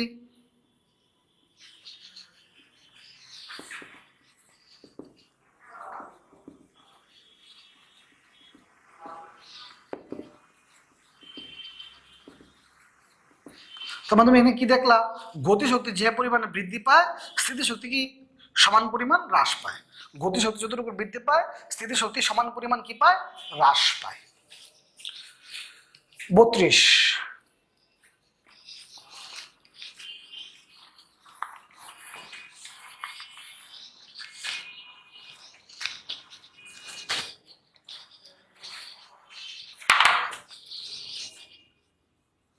32 নম্বর প্রশ্ন করো, ক্ষমতার অঙ্ক, তাই না? দেখো প্রশ্নের মধ্যে 32 নম্বর প্রশ্নটা মনোযোগ দিয়ে পড়ো, 32 নম্বর প্রশ্নটা মনোযোগ দিয়ে পড়ো। দেখো তোমার প্রশ্নের মধ্যে ক্ষমতার মান দেয়া আছে, উচ্চতার মান দেয়া আছে, পার্সেন্টেজ তার মানে কর্মদক্ষতার মান দেয়া আছে। আমি তোমাকে বলছিলাম যদি প্রশ্নের মধ্যে কর্মদক্ষতার মান দেওয়া থাকে, তাহলে অবশ্যই তোমাকে ভাবতে হবে প্রশ্নের মধ্যে যে ক্ষমতার মানটা দেওয়া আছে এটা কোন ক্ষমতা, তাই না? কার্যকর ক্ষমতা নাকি মোট ক্ষমতা? বাচ্চারা তুমি কিন্তু জানো যে পি ইকুয়াল পি প্রাইম এর ইটা, এই পিটা হলো কার্যকর ক্ষমতা, পি প্রাইমটা হলো মোট ক্ষমতা। প্রশ্নের মধ্যে তুমি দেখো দেয়া আছে 3430, প্রশ্ন বলছে 3430 ক্ষমতা সম্পন্ন একটি মোটর, 3430 যে ক্ষমতাটা হলো মোটরের ক্ষমতা, তার মানে ইঞ্জিনের ক্ষমতা। 3430 এই যে ক্ষমতাটা এটা কি মোটরের ক্ষমতা, তার মানে কি ইঞ্জিনের ক্ষমতা। যেহেতু ইঞ্জিনের ক্ষমতা তাহলে এটা কি মোট ক্ষমতা 90%। বাচ্চারা যখনই প্রশ্নের মধ্যে কর্মদক্ষতার মান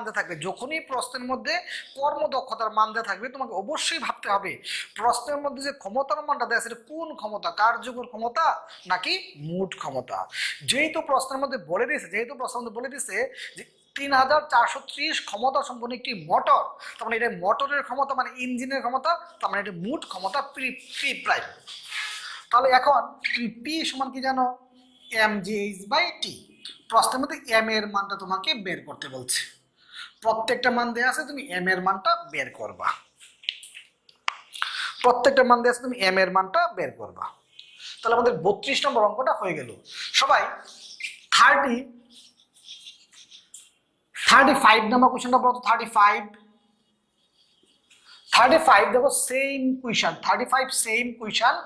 প্রশ্ন বলতে 6 হর্স পাওয়ার বিশিষ্ট একটি মোটর, হর্স পাওয়ার মানে তো জানোই অশ্ব ক্ষমতা, বলতে 6 হর্স পাওয়ার বিশিষ্ট একটি মোটর দ্বারা, তার মানে 6 হর্স পাওয়ার কি মোটরের ক্ষমতা, মোটরের ক্ষমতা মানে ইঞ্জিনের ক্ষমতা, ইঞ্জিনের ক্ষমতা মানে কি মোট ক্ষমতা। এই মানটাকে আমি 746 দিয়ে গুণ করলাম। এখানে কর্মদক্ষতা কত বলছে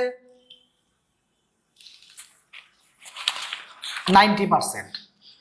তাহলে এই যে তুমি মানটা পাবা এটা কার মান, কার্যকর ক্ষমতার মান, P ইকুয়াল mgh/t। এখানে তোমার m এর মানটা বের করতে বলছে। তাহলে বাচ্চারা প্রশ্নের মধ্যে যদি যদি কর্মদক্ষতার মান দেওয়া থাকে তো তোমাকে অবশ্যই ভাবতে হবে প্রশ্নের মধ্যে যে ক্ষমতার মানটা দেওয়া সেটা কোন ক্ষমতা, কার্যকর ক্ষমতা নাকি মোট ক্ষমতা।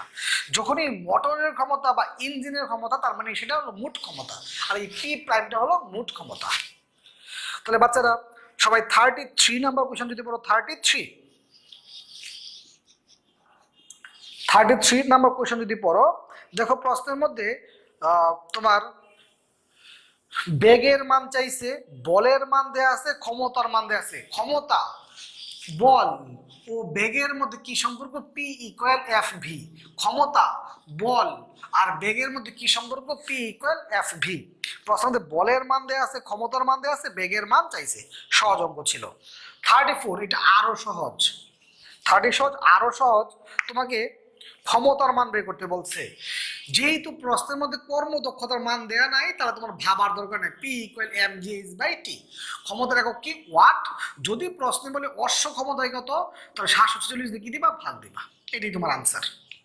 তাহলে বাচ্চারা যখন কর্মদক্ষতার মান দেয়া থাকবে তাহলে তুমি এই সূত্র নিয়ে ভাববা, তুমি এই সূত্র নিয়ে ভাবারই দরকার নাই, সরাসরি P ইকুয়াল mgh/t। কর্মদক্ষতার মান দেয়া থাকলে শুধুমাত্র এটা নিয়ে ভাবতে হবে। তাহলে বাচ্চারা 35 পর্যন্ত আমাদের শেষ হয়ে গেল। যদি তুমি 36 নাম্বার কোয়েশ্চনটা পড়ো, 36 নাম্বার কোয়েশ্চন দেখো, এইটাও একটা সহজ অঙ্ক। প্রশ্নের মধ্যে বেগের মান দেয়া আছে, বলের মান দেয়া আছে, ক্ষমতার মান কত। ক্ষমতা, বল ও বেগের মধ্যে কি সম্পর্ক, ক্ষমতা, বল এবং বেগের মধ্যে P ইকুয়াল এফ ভি। তাহলে এত ওয়াট বা 4 কিলোওয়াট। ক্ষমতা, বল ও বেগের মধ্যে কি সম্পর্ক, P ইকুয়াল এফ ভি। 37 আরো একটা সহজ অঙ্ক।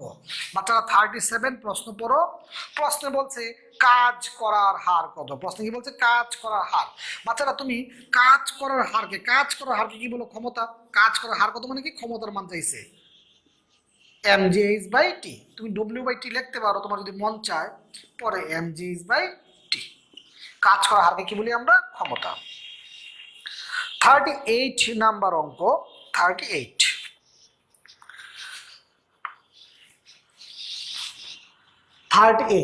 বাচ্চারা শোনো, পানি পূর্ণ কুয়াকে পানি শূন্য করতে চাইলে গড় গভীরতা।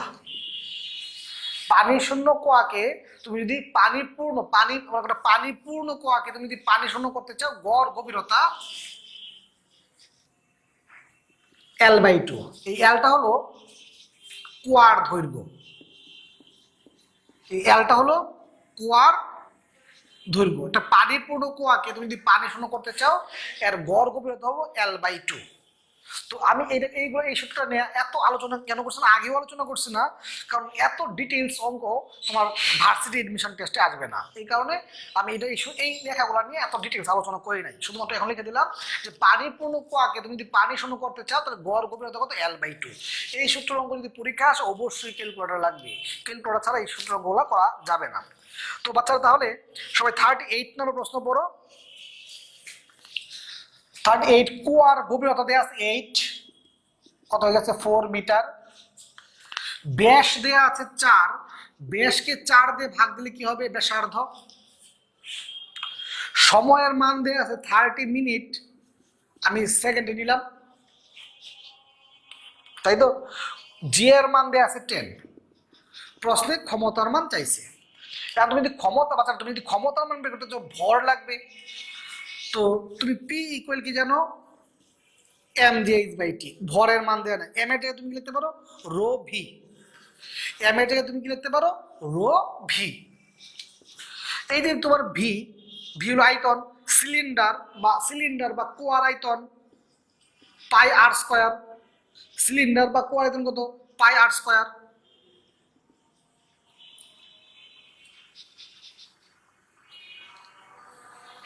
বাইটি সিলিন্ডার বা কোয়ার আয়তন, কত, পাই আর স্কয়ার এইচ।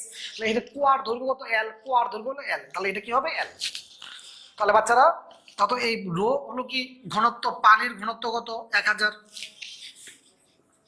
পানির ঘনত্ব কত, 1000। তাহলে বাচ্চারা এম এর মানটা দেয়া নাই, যদি এম এর মানটা থাকতো তো একদম সহজ অঙ্ক ছিল। এম এর মান দেয়া নাই, এম এর সমান কত, রো ভি।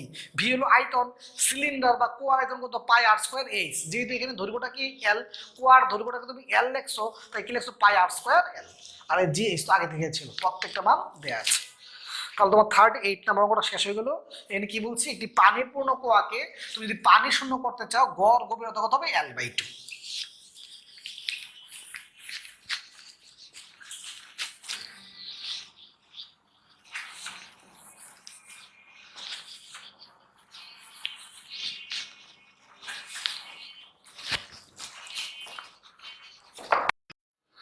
39 নম্বর কোয়েশনটা পড়ো। 39 দেখো, এখানে কর্মদক্ষতার মান দেয়া আছে। যখনই কর্মদক্ষতার মান দেয়া আছে পি ইকুয়াল পি প্রাইম এর ইটা, তো প্রশ্নের মধ্যে ক্ষমতার মানটা দেওয়া আছে, বলছে একটি মোটরের ক্ষমতা 200 ওয়াট। মোটরের ক্ষমতা মানে ইঞ্জিনের ক্ষমতা। মোটরের ক্ষমতা মানে কি, মোটরের ক্ষমতা মানে ইঞ্জিনের ক্ষমতা। তাহলে তুমি কার্যকর ক্ষমতা পাইছো। তুমি জানো যে কাজ করার হারকে আমরা কি বলি, ক্ষমতা। ডব্লিউ সমান কত, পিটি। এটা কার মান, পি এর মান। আর প্রশ্ন বলছে প্রতি সেকেন্ড, এত জুল। কাজ করার হারকে ক্ষমতা বলি, ডাব্লিউ সমান কত, পিটি, পি এর মান এটা প্রতি সেকেন্ড। 40 নম্বর অঙ্ক বলছে এক অশ্ব ক্ষমতার ইঞ্জিন,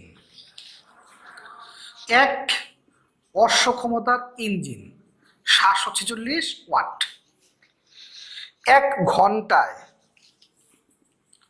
1 আওয়ার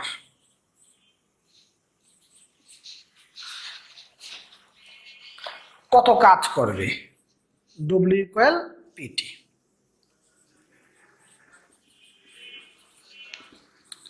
এত জুল। এক অশ্ব ক্ষমতা 1 ঘন্টা। 41 নাম্বার প্রশ্ন। 41 নাম্বার প্রশ্ন তুমি যদি পড়ো, 41 বলছে প্রথম জনের সাপেক্ষে দ্বিতীয় জনের কাজ করার হারের অনুপাত। প্রশ্ন পড়ো, বলছে প্রথম জনের সাপেক্ষে দ্বিতীয় জনের কাজ করার হারের অনুপাত। কাজ করার হার মানে ক্ষমতা। প্রথম জনের সাপেক্ষে, যার সাপেক্ষে বা যার তুলনায়, এটা লিখতে হয় নিচে। তার মানে প্রথম জনের সাপেক্ষে, তাহলে প্রথম জনের নিচে, প্রথম জনের সাপেক্ষে দ্বিতীয় জনের কাজ করার ক্ষমতা। ক্ষমতা সূত্র কি, M G H, M G H by কত, টি।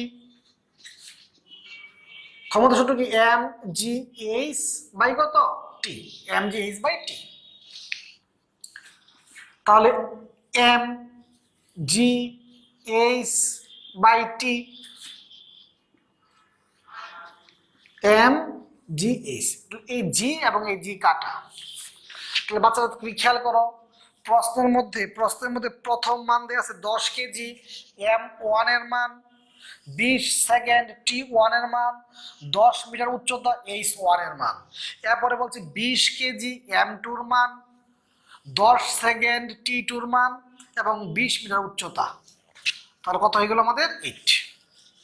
তাহলে প্রথম জনের সাপেক্ষে দ্বিতীয় জনের কাজ করার অনুপাত কত হবে, 8:1। এগুলো তোমার 41 নাম্বার অঙ্ক। আসো সহজ একটা অঙ্ক, তুমি বুঝতে পারছো জানি। 42 তো আরো সহজ। 42 আরো সহজ, তোমাকে বাড়ির কাজ দিলেও তুমি পারতা, mgh/t। 43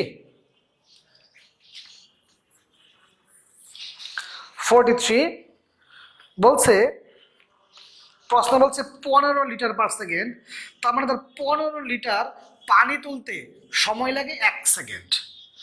15 litre per second, 15 litre পানি তুলতে তার সময় লাগে কয় সেকেন্ড? 1 সেকেন্ড। তাহলে বাচ্চারা 1 লিটার পানি তুলতে তার সময় লাগবে কত? এত সেকেন্ড। তাহলে তার 600 লিটার পানি তুলতে সময় লাগবে কত?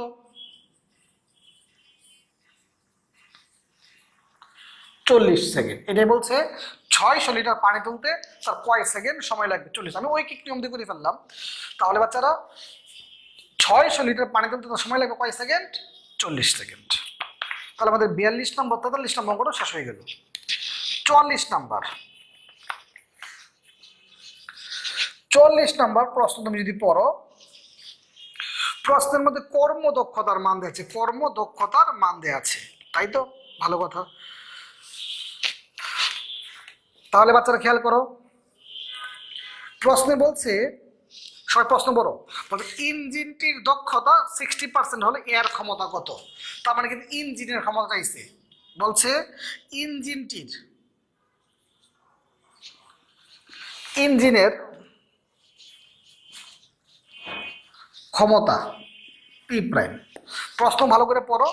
প্রশ্ন বলছে ইঞ্জিনটির দক্ষতা 60% হলে, ইঞ্জিনটির দক্ষতা 60% হলে এর অশ্ব ক্ষমতা কত? তাহলে ইঞ্জিনের দক্ষতা 60% হলে, ইঞ্জিনটির দক্ষতা 60% হলে এর ক্ষমতা কত? তার মানে কি ইঞ্জিনের ক্ষমতা কত? ইঞ্জিনটির দক্ষতা 60% হলে এর ক্ষমতা কত? তার মানে কি ইঞ্জিনটির ক্ষমতা কত? আর ইঞ্জিনের ক্ষমতা মানে কি? মোট ক্ষমতা। তো ব্র্যাকেটের মধ্যে লেখা আছে 40% নষ্ট হয়, তার মানে পরীক্ষায় প্রশ্নটা এইভাবে আসতে পারতো, ইঞ্জিনটির দক্ষতা 40% নষ্ট হলে, 40% নষ্ট হলে এর ক্ষমতা কত? 40% যদি নষ্ট হয়, কর্মদক্ষতা তো 60% হবে। তার মানে প্রশ্ন এইভাবে আসতে পারতো, প্রশ্নটা এইভাবে আসতে পারে যে ইঞ্জিনটির দক্ষতা 60%। আবার এইভাবে বলতে পারে ইঞ্জিনটির দক্ষতা 40% নষ্ট হয়, তো 40% নষ্ট হয়, দক্ষতা কত পার্সেন্ট হবে? 60%।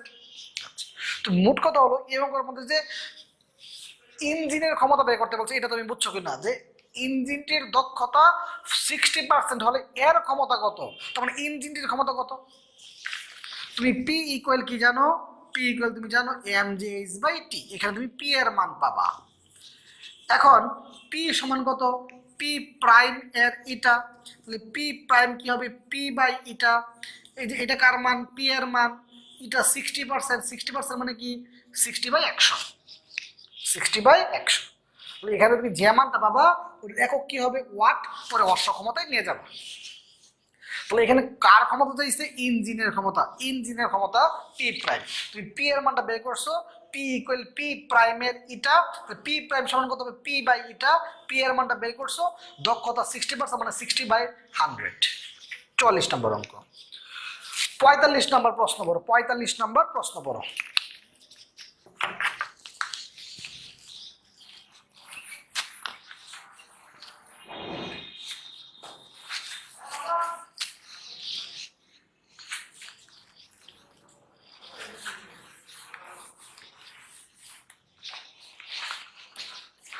সবাই 45 নম্বর প্রশ্ন পড়ো।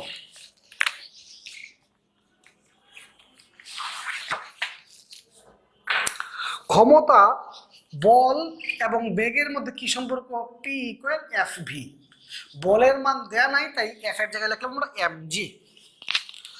46 নাম্বার কোয়েশ্চেন পড়ো।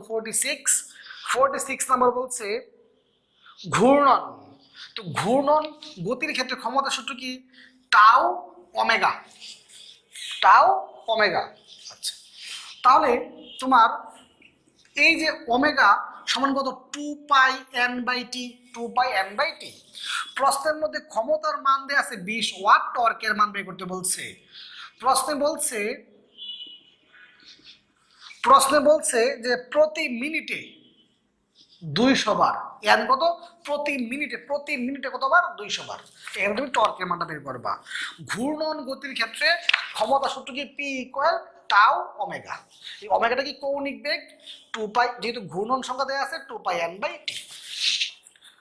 47, 47, 48 খুব ইম্পর্টেন্ট অঙ্ক। বলছে ভরবেগ 50% বাড়ালে, তাহলে খেয়াল করো প্রথম ভরবেগ ছিল P1, কারণ তুমি কি করছো P1 এর আরো 50% বাড়াইছো, 50% কি বাড়াইছো, তাহলে বাচ্চারা 50% মানে কি হাফ, 50% মানে কি হাফ, তাহলে এখানে কত হয়ে গেছে 3/2 P1, 3/2 P1। তাহলে বাচ্চারা আগে ভরবেগ কত ছিল P1, তুমি এখন 50% বাড়াইছো, এখন ভরবেগ কত হয়েছে 3/2 P1। কারণ তুমি গতিশক্তির সূত্র কি জানো বাচ্চারা, গতিশক্তির সূত্র কি জানো তুমি, P² কত 2m, P² কত 2m। আমরা আরো ছোট করে করা যায়, তুমি আগে এইভাবে বুঝতে চেষ্টা করো, তাহলে এই যে 2m কাটা, এই P2 সমান কত 3/2, এই যে P2 সমান কত 3/2 P1, তো এই তো স্কয়ার কত হয়ে যাবে 9/4 P1 স্কয়ার, P1 স্কয়ার কাটা। তাহলে গতিশক্তি কত হয়ে গেছে, ভাগ দিলে কত হয় 2.25 EK1। তাহলে প্রশ্ন বলছে গতিশক্তি কতটুকু বৃদ্ধি পাবে, গতিশক্তি কতটুকু বৃদ্ধি পাবে, তাহলে EK2 মাইনাস EK1, তার মানে কি 2.25 EK1 মাইনাস EK1, 1.25 EK1 মানে 125%। তাহলে ভরবেগ যদি 50% বৃদ্ধি পায়, ভরবেগ যদি 50% বৃদ্ধি পায়, গতিশক্তি কতটুকু বাড়ছে 125%। এগুলো খুব ইম্পর্টেন্ট অঙ্ক, কিন্তু খুব ইম্পর্টেন্ট MCQ কিন্তু এগুলা। তাহলে মেডিকেল পরীক্ষার জন্য ইম্পর্টেন্ট, ভার্সিটি ভর্তি পরীক্ষার জন্য ইম্পর্টেন্ট।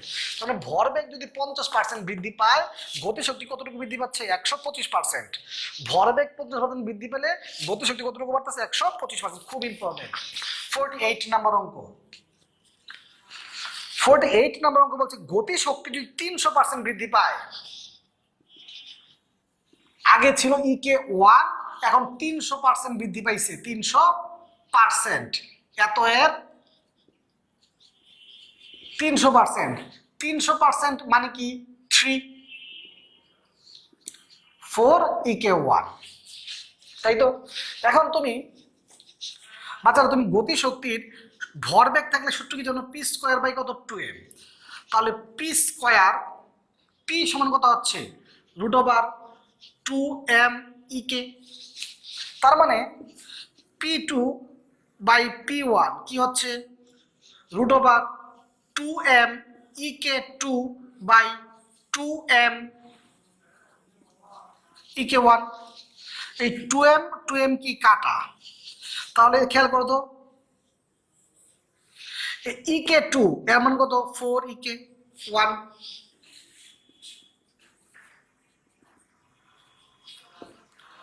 তাহলে P2 সমান কত হয়ে গেছে 2 P1। ভরবেগ বৃদ্ধি, ভরবেগ বৃদ্ধি আগেরটার সমান, তার মানে এখানে আগেরটার সমান মানে P1, তার মানে আগেরটা যদি সমান হয় তাহলে এখানে কত 100%। ভরবেগ বৃদ্ধি P1, বা তার এই যে P1 তুমি খেয়াল করো, এই যে P1 এর সামনে তো 1 আছে, 1 মানেই তো 100%, 1 মানে কি 100%, তার মানে ভরবেগ কতটুকু বৃদ্ধি পাইছে আগের সমান অথবা 100%, কত পার্সেন্ট 100%। তার মানে গতিশক্তি যদি 300% বৃদ্ধি পায়, গতিশক্তি যদি 300% বৃদ্ধি পায়, ভরবেগ কত বৃদ্ধি পাবে 100%। তাহলে খেয়াল করো বাচ্চারা, ভরবেগ 50% বাড়লে গতিশক্তি কতটুকু বাড়তেছে 125%, 125%। আর যদি গতিশক্তি 300% বাড়ে, তাহলে ভরবেগ কতটুকু বাড়তেছে 100%। এগুলো খুব ইম্পর্টেন্ট অঙ্ক, এই দুটো অঙ্ক 47 এবং 46। তাহলে বাচ্চারা আমাদের রিটেন পার্টে 48টা অঙ্ক ছিল, 48টা অঙ্ক শেষ হয়ে গেছে। সবাই এমসিকিউ পার্টের যে অঙ্কগুলো আছে সবগুলো কিন্তু প্রশ্ন ব্যাংক। এমসিকিউ পার্টে যে অঙ্কগুলো সবগুলো কিন্তু প্রশ্ন ব্যাংক, মানে ঢাকা বিশ্ববিদ্যালয় ভর্তি পরীক্ষা সহ সকল বিশ্ববিদ্যালয়ের যে প্রশ্নগুলো আসছে ওইগুলা। এখানে সবাই টাইপ 1 বের করো, টাইপ ওয়ান এর 1 নাম্বার প্রশ্ন, টাইপ 1 এর 1 নাম্বার প্রশ্নটা সবাই পড়ো। বলছে একটা বস্তু পূর্ণ ঘূর্ণন দিয়ে আগের অবস্থানে আসছে। একটা বস্তু যদি পূর্ণ ঘূর্ণন দিয়ে আগের অবস্থানে যদি আসে তখন কাজের মান কি হবে? শূন্য। কেন? একটা বস্তু যদি পূর্ণ ঘূর্ণন দিয়ে যদি আগের অবস্থানে আসে তাহলে সরণ কত হয়? শূন্য। আর যদি সরণ যদি শূন্য হয় কাজ কত হবে? শূন্য। তো একটা বস্তু পূর্ণ ঘূর্ণন দিয়ে যখন আগের অবস্থানে আসছে তখন সরণ তো ভেক্টর রাশি, এর মানও আছে আবার দিকও আছে। তো একটা বস্তু পূর্ণ ঘূর্ণন দিয়ে যখন আগের অবস্থানে আসছে তখন তার সরণ কত হয়ে গেছে? শূন্য। যখন সরণ শূন্য তখন কাজের মান কি? শূন্য। 2 নাম্বার তুমি চিত্র দেখো, তুমি কিন্তু জানো যে স্থিতিশক্তি পথের উপর নির্ভর করে না। বাচ্চা তুমি কিন্তু জানো যে স্থিতিশক্তি পথের উপর নির্ভর করে না, উচ্চতার উপর নির্ভর করে। স্থিতিশক্তি পথের উপর নির্ভর করে না, উচ্চতার উপর নির্ভর করে। তাহলে এই mg সমান দেয়া আছে, mg প্রশ্ন পড়ো, প্রশ্নের প্রথম লাইনে mg সমান দেয়া আছে 4 নিউটন। mg সমান দেয়া আছে কত? 4 নিউটন। আর চিত্রটা দেখো, চিত্রটার মধ্যে তুমি দেখো স্থিতিশক্তি পথের উপর নির্ভর করে না, উচ্চতার উপর নির্ভর করে। উচ্চতা কত দেয়া আছে? 30। স্থিতিশক্তি পথের উপর নির্ভর করে না, উচ্চতার উপর নির্ভর করে। 3 নাম্বার তুমি প্রশ্ন পড়ো। দেখো এই যে একটা ঢালু রাস্তা, এই ঢালের সাথে 30 ডিগ্রি কোণ উৎপন্ন করছে, ঢালের সাথে। তার মানে এই কোণটা কি? অনুভূমিকের সাথে। এই কোণটা কি? অনুভূমিকের সাথে। এই কোণটা কি? অনুভূমিকের সাথে। তাহলে তুমি যদি খেয়াল করো অনুভূমিকের সাথে যদি 30 ডিগ্রি হয় তাহলে উচ্চতার সাথে কত ডিগ্রি হবে? 90 মাইনাস 60। তাহলে কাজ সমান তুমি কি জানো? FS cos theta. FS cos theta. ভূমির সাথে যদি কোণ দেয়া থাকে এই কোণটা কি হবে? 90 মাইনাস। তো প্রশ্ন মতো ঢালের সাথে 30 ডিগ্রি কোণ, দেখো তো ঢালের সাথে 30 ডিগ্রি কোণ থাকে, তাহলে এটা ভূমির সাথে কোণ, তাহলে এই থিটাটা কি হবে? 90 মাইনাস। তাহলে বাচ্চারা এফএস কস থিটা, এফ এর মান দেয়া আছে 100, এস এর মান দেয়া আছে 5, থিটার মান 60। ভূমির সাথে কোণ দেয়া থাকলে 90 মাইনাসটা যেটা আসবে ওইটা ইউজ করবা। 8 নাম্বার টাইপ 1 এর 8 নাম্বার। সরণের মানটা সরাসরি দেয়া নাই, তুমি সংযোগকারী ভেক্টর পড়ছিলে এরকম পি এবং কিউ কে তুমি যদি সংযোগ করো, পেছনেরটা মাইনাস কি সামনেরটা, ভেক্টর অধ্যায় পড়ছো, সংযোগকারী ভেক্টর পেছনেরটা মাইনাস সামনেরটা।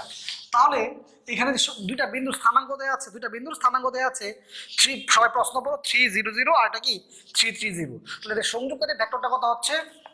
পেছনেরটা মাইনাস সামনে, পেছনে কত আছে? 3, সামনেটা কত আছে? 3 আই ক্যাপ। পেছনেটা কত? 3, সামনেটা কত? 0 জে ক্যাপ। পেছনেটা কত? 0, সামনেটা কত? 0 কে ক্যাপ। পেছনেরটা মাইনাস সামনেরটা, তাহলে এটা কত হয়ে গেছে? 0, এটা কত হচ্ছে? 3 জে। তাই তো বলের মান প্রশ্নে দেয়া আছে, 4 I cap minus 3 J cap plus K cap. বলের মান দেয়া আছে। কারণ তুমি কাজ সমান কি জানো? F dot S. কাজ সমান তুমি কি জানো? F dot S. তাহলে তুমি সরণ সমান পাইছো, বল সমান দেয়া আছে। ডট গুণফল কি? আই এর সবগুলা গুণ নাই, জে এর সবগুলা গুণ, কে এর সবগুলো কে নাই, এইটাই তোমার আনসার। ডট গুণফল তুমি কেমনে করো? আই এর সবগুলা গুণ প্লাস জে এর সবগুলা গুণ প্লাস কে এর সবগুলা গুণ। তাহলে বাচ্চারা এখানে সরণের মানটা সরাসরি দেওয়া ছিল না, তুমি সরণের মানটা কি করছো? বের করছো, এরপর তুমি অঙ্ক করছো এফ ডট এস। 8 নম্বর অঙ্কটা তুমি বুঝে ফেলছো।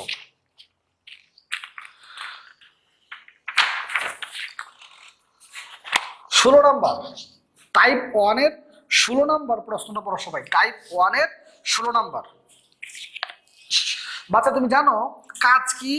বল এবং বলের দিকে সরণের উপাংশের গুণফল, বল এবং বলের দিকে সরণের উপাংশের গুণফল। সবাই প্রশ্ন পড়ো, 16 নাম্বার প্রশ্ন পড়ো। বল কাজ বলতে কি বুঝি? বল ইন্টু বলের দিকে সরণের উপাংশের গুণফল।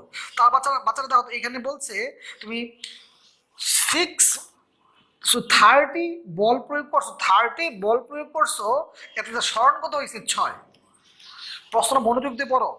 6 ফুট দূরত্ব নেওয়ার জন্য তোমাকে কত বল প্রয়োগ করতে হইতেছে? 30। প্রশ্নে বলছে 6 ফুট দূরত্ব নেওয়ার জন্য তোমাকে কতটুকু বল প্রয়োগ করতে হবে 30, বলের মান 30 আর দূরত্বের মান বলতেছে 6 ফুট দূরত্বের মান হচ্ছে 6, এটাই তোমার আনসার। কারণ কাজ কি বল ইন্টু বলের দিকে সরণের উপাংশের গুণফল। তুমি যদি 20 নাম্বার কোয়েশ্চেন বলো 20, বাচ্চারা খেয়াল করো,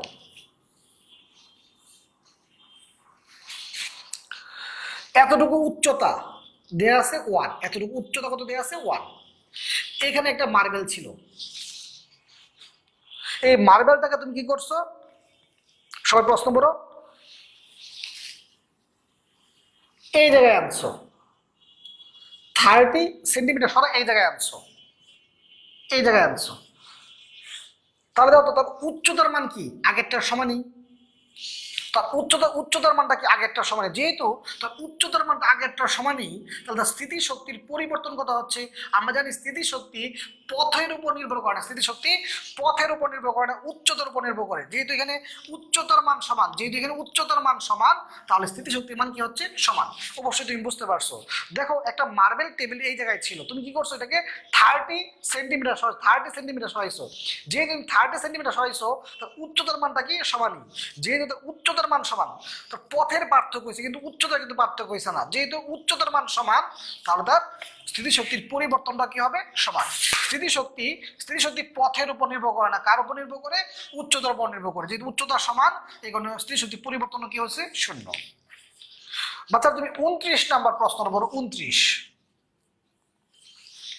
তুমি 29 নাম্বার প্রশ্ন পড়ো, একটা বস্তুকে প্রশ্ন বলছে একটা বস্তুকে 2 মিটার উঁচুতে নিয়ে 2 সেকেন্ড, এই যে এই কলমটাকে, এবার এই বইটাকে তুমি কি করছো ছাদে নিয়ে গেছো, তাহলে তোমার একটা স্মরণ আছে, কিন্তু ছাদে নিয়ে তুমি এটাকে 2 সেকেন্ড ধরে রাখছো, যখন তুমি 2 সেকেন্ড ধরে রাখছো তখন তার স্মরণ কত 0, 2 সেকেন্ড যখন তুমি ধরে রাখছো এই 2 সেকেন্ড সময় তার স্মরণ কত 0, কারণ তো 2 সেকেন্ড ধরে রাখছো তখন তো তার কোনো স্মরণ নাই, যেহেতু স্মরণ নাই তাই কাজের মান কি 0।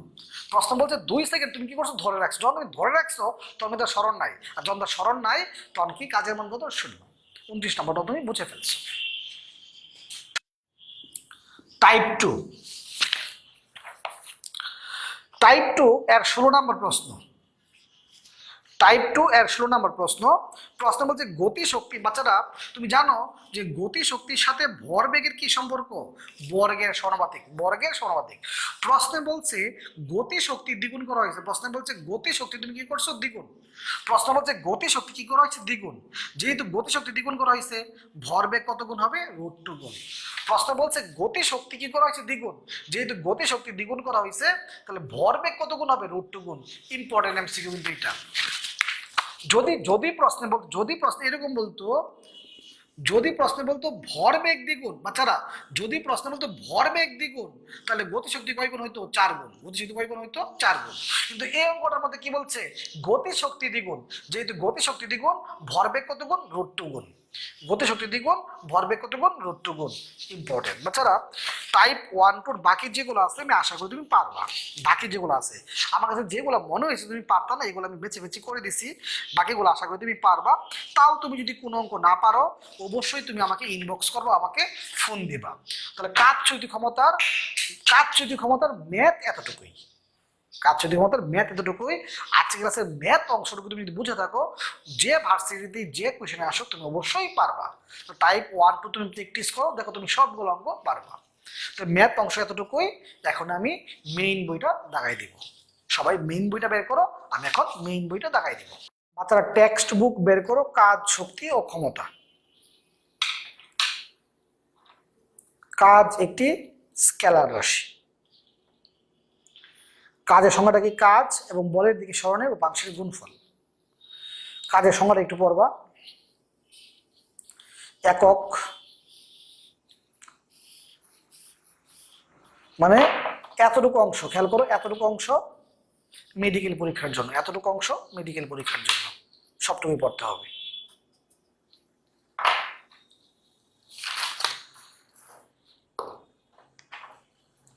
এই 1 2 2 লাইন পড়বা, সরণ শূন্য হলে কাজ শূন্য হয়, মধ্যবর্তী 90 ডিগ্রি হলে কাজ কি হয় শূন্য হয়। বলের দ্বারা কাজ, আমরা ধনাত্মক কাজ বলি, বলের দ্বারা কাজের মধ্যে স্থিতিশক্তি হ্রাস পায় আর গতিশক্তি বৃদ্ধি পায়। এখানে বলের দ্বারা কাজের ক্ষেত্রে এই কোণের মানটা তোমাদের একদম নতুন যাদের বই তাদের বই ঠিক করা আছে, এই 0 ডিগ্রির সাথে ইকুয়াল চিহ্ন হবে, কিন্তু 90-র সাথে কিন্তু ইকুয়াল চিহ্ন হবে না। 90-র সাথে ইকুয়াল চিহ্ন হবে না, নতুন বইয়ের মধ্যে ঠিক করা আছে 90-র সাথে ইকুয়াল চিহ্ন হবে না। বলের বিরুদ্ধে কাজ, এটাকে আমরা বিপরীত কাজ বা ঋণাত্মক কাজ বলি। স্থিতিশক্তি বৃদ্ধি পায়। এখানে কোণের মানটা নতুন বই ঠিক করা আছে 180-র সাথে ইকুয়াল চিহ্ন আছে, কিন্তু 90-র সাথে কিন্তু ইকুয়াল চিহ্ন হবে না। আর এই শূন্য কাজ সবটুকু মেডিকেল পরীক্ষার জন্য পড়বা, সমকোণ ঘটে মানে 90 ডিগ্রি, শূন্য কাজে সবটুকু মেডিকেল পরীক্ষার জন্য রিডিং পড়বা। আর এই যে অনুধাবনটা তোমার লিখিত পরীক্ষায় আসতে পারে।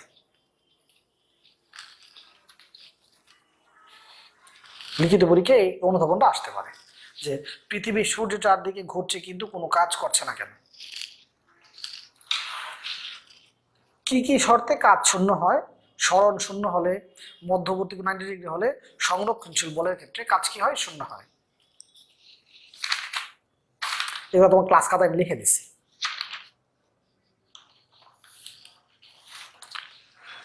কার্যহীন বল কত ডিগ্রির জন্য হয়? 90 ডিগ্রির জন্য হয়।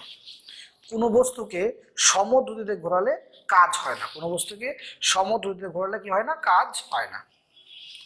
আর এটা এই ব্যাখ্যাটা লিখিত পরীক্ষায় আসতে পারে, রিটেন পার্টে আসতে পারে। হ্যাঁ, রিটেন পার্টে আসতে পারে, একটু রিডিং করে নিবা। বল সাধারণত কয় প্রকার? 2 প্রকার, ধ্রুব বল, পরিবর্তনশীল বল।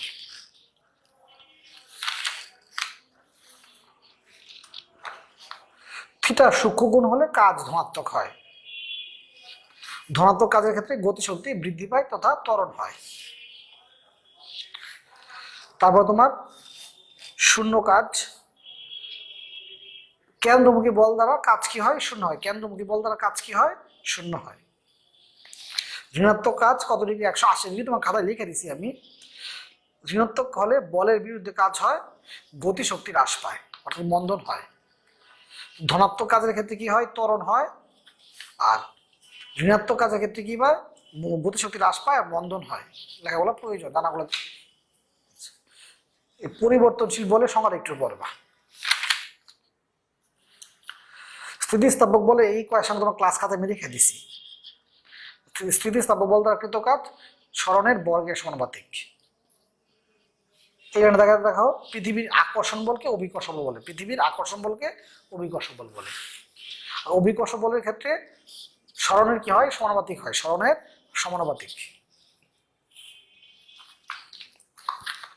স্প্রিং ধ্রুবকের এককটা ইম্পর্টেন্ট। স্প্রিং ধ্রুবকের এই এককটা ইম্পর্টেন্ট,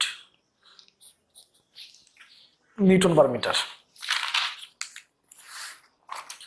জানার বিষয়গুলো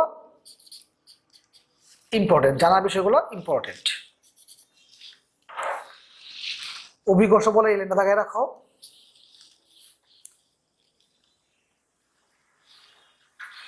কেন্দ্র বিমুখী বলই হলো অভিকর্ষ বল।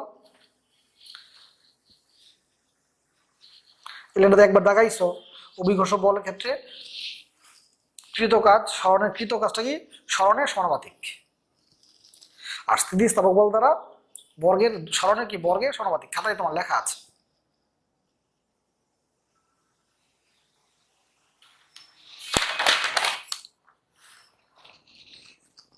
এই লাইনগুলো তোমার ক্লাস খাতায় আলোচনা করছি, ক্লাস খাতায় লেখা আছে। অভিকর্ষ বল দ্বারা কৃত কাজ সরণের সমানুপাতিক, স্থিতিস্থাপক বল দ্বারা সরণের বর্গের সমানুপাতিক। শক্তি, কাজ করার সামর্থ্যকে শক্তি বলে, স্কেলার রাশি। যান্ত্রিক শক্তি সংজ্ঞাটা পড়বা। যান্ত্রিক শক্তি 2 প্রকার, গতিশক্তি, স্থিতিশক্তি। শক্তি রূপান্তর, পানি উচ্চ স্থান হতে নিম্ন স্থানে যদি প্রবাহিত হয় তখন যান্ত্রিক শক্তি বিদ্যুৎ শক্তিতে রূপান্তরিত হয়। বিদ্যুৎ শক্তি যখন বৈদ্যুতিক বাতির মধ্যে দিয়ে যায় তখন বিদ্যুৎ শক্তি আলোক শক্তিতে রূপান্তরিত হয়। বৈদ্যুতিক ইস্ত্রিতে তড়িৎ বা বিদ্যুৎ চালনা করলে বিদ্যুৎ শক্তি তাপ শক্তিতে রূপান্তরিত হয়। এটি কাঁচা লোহার উপর অন্তরিত তামার তার করলে এখানে বিদ্যুৎ শক্তি চুম্বক শক্তি রূপান্তরিত হয়। 5 নাম্বারটা মেডিকেলের জন্য খুব ইম্পর্টেন্ট। এই 5 নাম্বার সবটা মেডিকেলের জন্য খুব ইম্পর্টেন্ট। এই 5 নাম্বারটা মেডিকেলের জন্য খুব সুন্দর করে পড়বে। 5 নাম্বারটা খুব ইম্পর্টেন্ট। এইগুলো কিন্তু প্রশ্নগুলো কেমনে আসবে যে পানি উচ্চ স্থান হতে নিম্ন স্থানে প্রবাহিত হলে কি হয়? যান্ত্রিক শক্তি বিদ্যুৎ শক্তি রূপান্তরিত হয়। বিদ্যুৎ শক্তি বৈদ্যুতিক বাতির মধ্যে দিয়ে গেলে কি হয়? বৈদ্যুতিক শক্তি আলোক শক্তিতে রূপান্তরিত হয়। ফটোগ্রাফিক প্লেটের উপর আলোক স্থানান্তরিত হয় কি হয়? আলোক শক্তি রাসায়নিক শক্তিতে রূপান্তরিত হয়। তবে 8 নাম্বারটা ইম্পর্টেন্ট। হ্যাঁ, 8 নাম্বারটা মেডিকেলের জন্য ইম্পর্টেন্ট। 9 নাম্বারটা মেডিকেলের জন্য ইম্পর্টেন্ট। তারপরে মোট কথা কি সবটা সুন্দর করে রিডিং করবা যে কখন কোন শক্তি হচ্ছে, কখন কোন শক্তিটা হচ্ছে।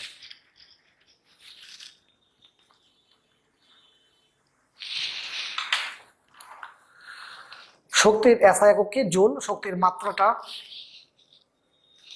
যান্ত্রিক শক্তি 2 প্রকার। শক্তির মাত্রা গতিশক্তির মাত্রা একই। গাড়ির চাকা এবং ফুটবলের রৈখিক এবং আবর্তন 2 ধরনের গতিশক্তি থাকে। রৈখিক এবং আবর্তন 2 ধরনের গতিশক্তি থাকে। এটাকে জটিল গতি বলা হয়। জটিল গতি এলিনটা দাগায় ফেলতে পারো। এই ইকুয়েশন তোমার ক্লাস খাতাতে লেখা আছে। গতিশক্তি ভরবেগের বর্গের সমানুপাতিক। কৃত কাজ গতিশক্তির পরিবর্তনের সমান। এই লাইনটা কোন বস্তুর উপর ক্রিয়ারত লব্ধি বল কর্তৃক কৃত কাজ গতিশক্তির পরিবর্তনের সমান। এটাই কাজ শক্তি উপপাদ্য। একটি হালকা বস্তুর গতিশক্তি ভারী বস্তুর গতিশক্তির চেয়ে বেশি, তোমার ক্লাস খাতায় লেখা আছে। একটি ভারী বস্তুর ভরবেগ হালকা বস্তুর ভরবেগের চেয়ে কি হয়? বেশি হয়। গতিশক্তি কখনো ঋণাত্মক হতে পারে না।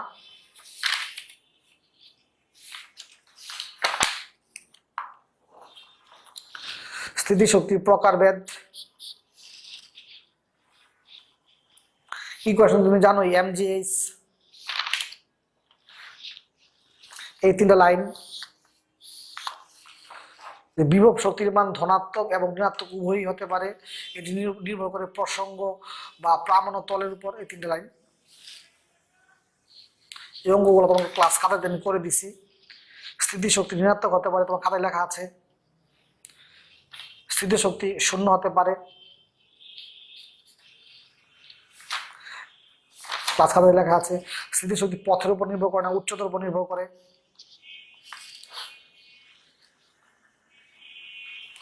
ভরবেগ এবং যান্ত্রিক শক্তি উভয়ই সংরক্ষণ নীতি মেনে চলে। শক্তির নিত্যতা সূত্রের ব্যবহার এখানে এই লাইনটা। শক্তির নিত্যতা সূত্রের ব্যবহারের মধ্যে এই লাইনটা এবং এই লাইনটা।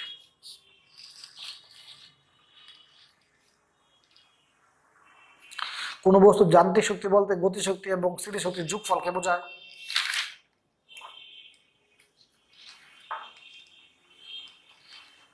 এবার ক্লাস খাতা দিয়ে আলোচনা করা হয়েছে।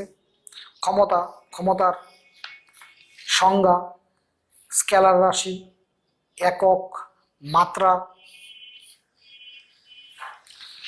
1 ওয়াট সমান 746। 1 অশ্ব ক্ষমতা সমান কত? 746 ওয়াট। 1 কিলোওয়াট। মাত্রা ক্ষমতা এবং বলের মধ্যে সম্পর্ক, ঘূর্ণগতির ক্ষেত্রে সম্পর্ক। কর্মদক্ষতা এতটুকু।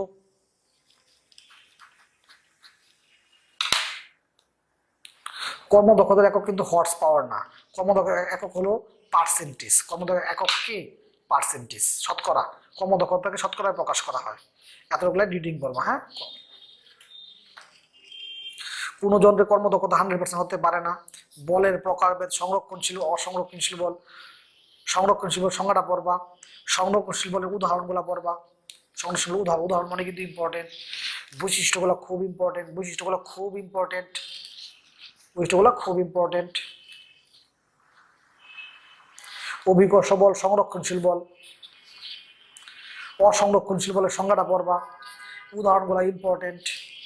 অসংরক্ষণশীল বলের বৈশিষ্ট্যগুলো খুব ইম্পর্টেন্ট, এগুলা খুব ইম্পর্টেন্ট, ইম্পর্টেন্ট। ওকে, এতটুকুই। বাকি হলো তোমার এখানে দেখো বহু নির্বাচনী প্রশ্নের উত্তরের জন্য প্রয়োজনীয় বিষয়াবলী। এই প্রতিটা লাইন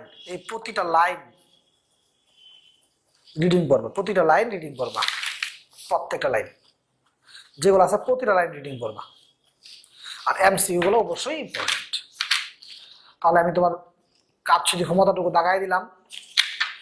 আমি দাগানো ছাড়াও এক কোচিং সেন্টার থেকে যদি কোনো এক্সট্রা ইনফরমেশন দেয় ওইগুলো অবশ্যই তুমি পড়বা। যদিও আমি যতটুকু দেখাইছি এতটুকুই এনাফ এই অধ্যায়ের জন্য। এটা ইম্পর্টেন্ট, খুব ইম্পর্টেন্ট একটা চ্যাপ্টার। আমরা আজকে এক ক্লাসে শেষ করে দিলাম কাজ যদি ক্ষমতা। তো বাসায় এত সুন্দর করে গোছায় ফেলো, খুব ইম্পর্টেন্ট একটা চ্যাপ্টার ছিল। আজকে এতটুকুই। ভালো থাকো, সুস্থ থাকো।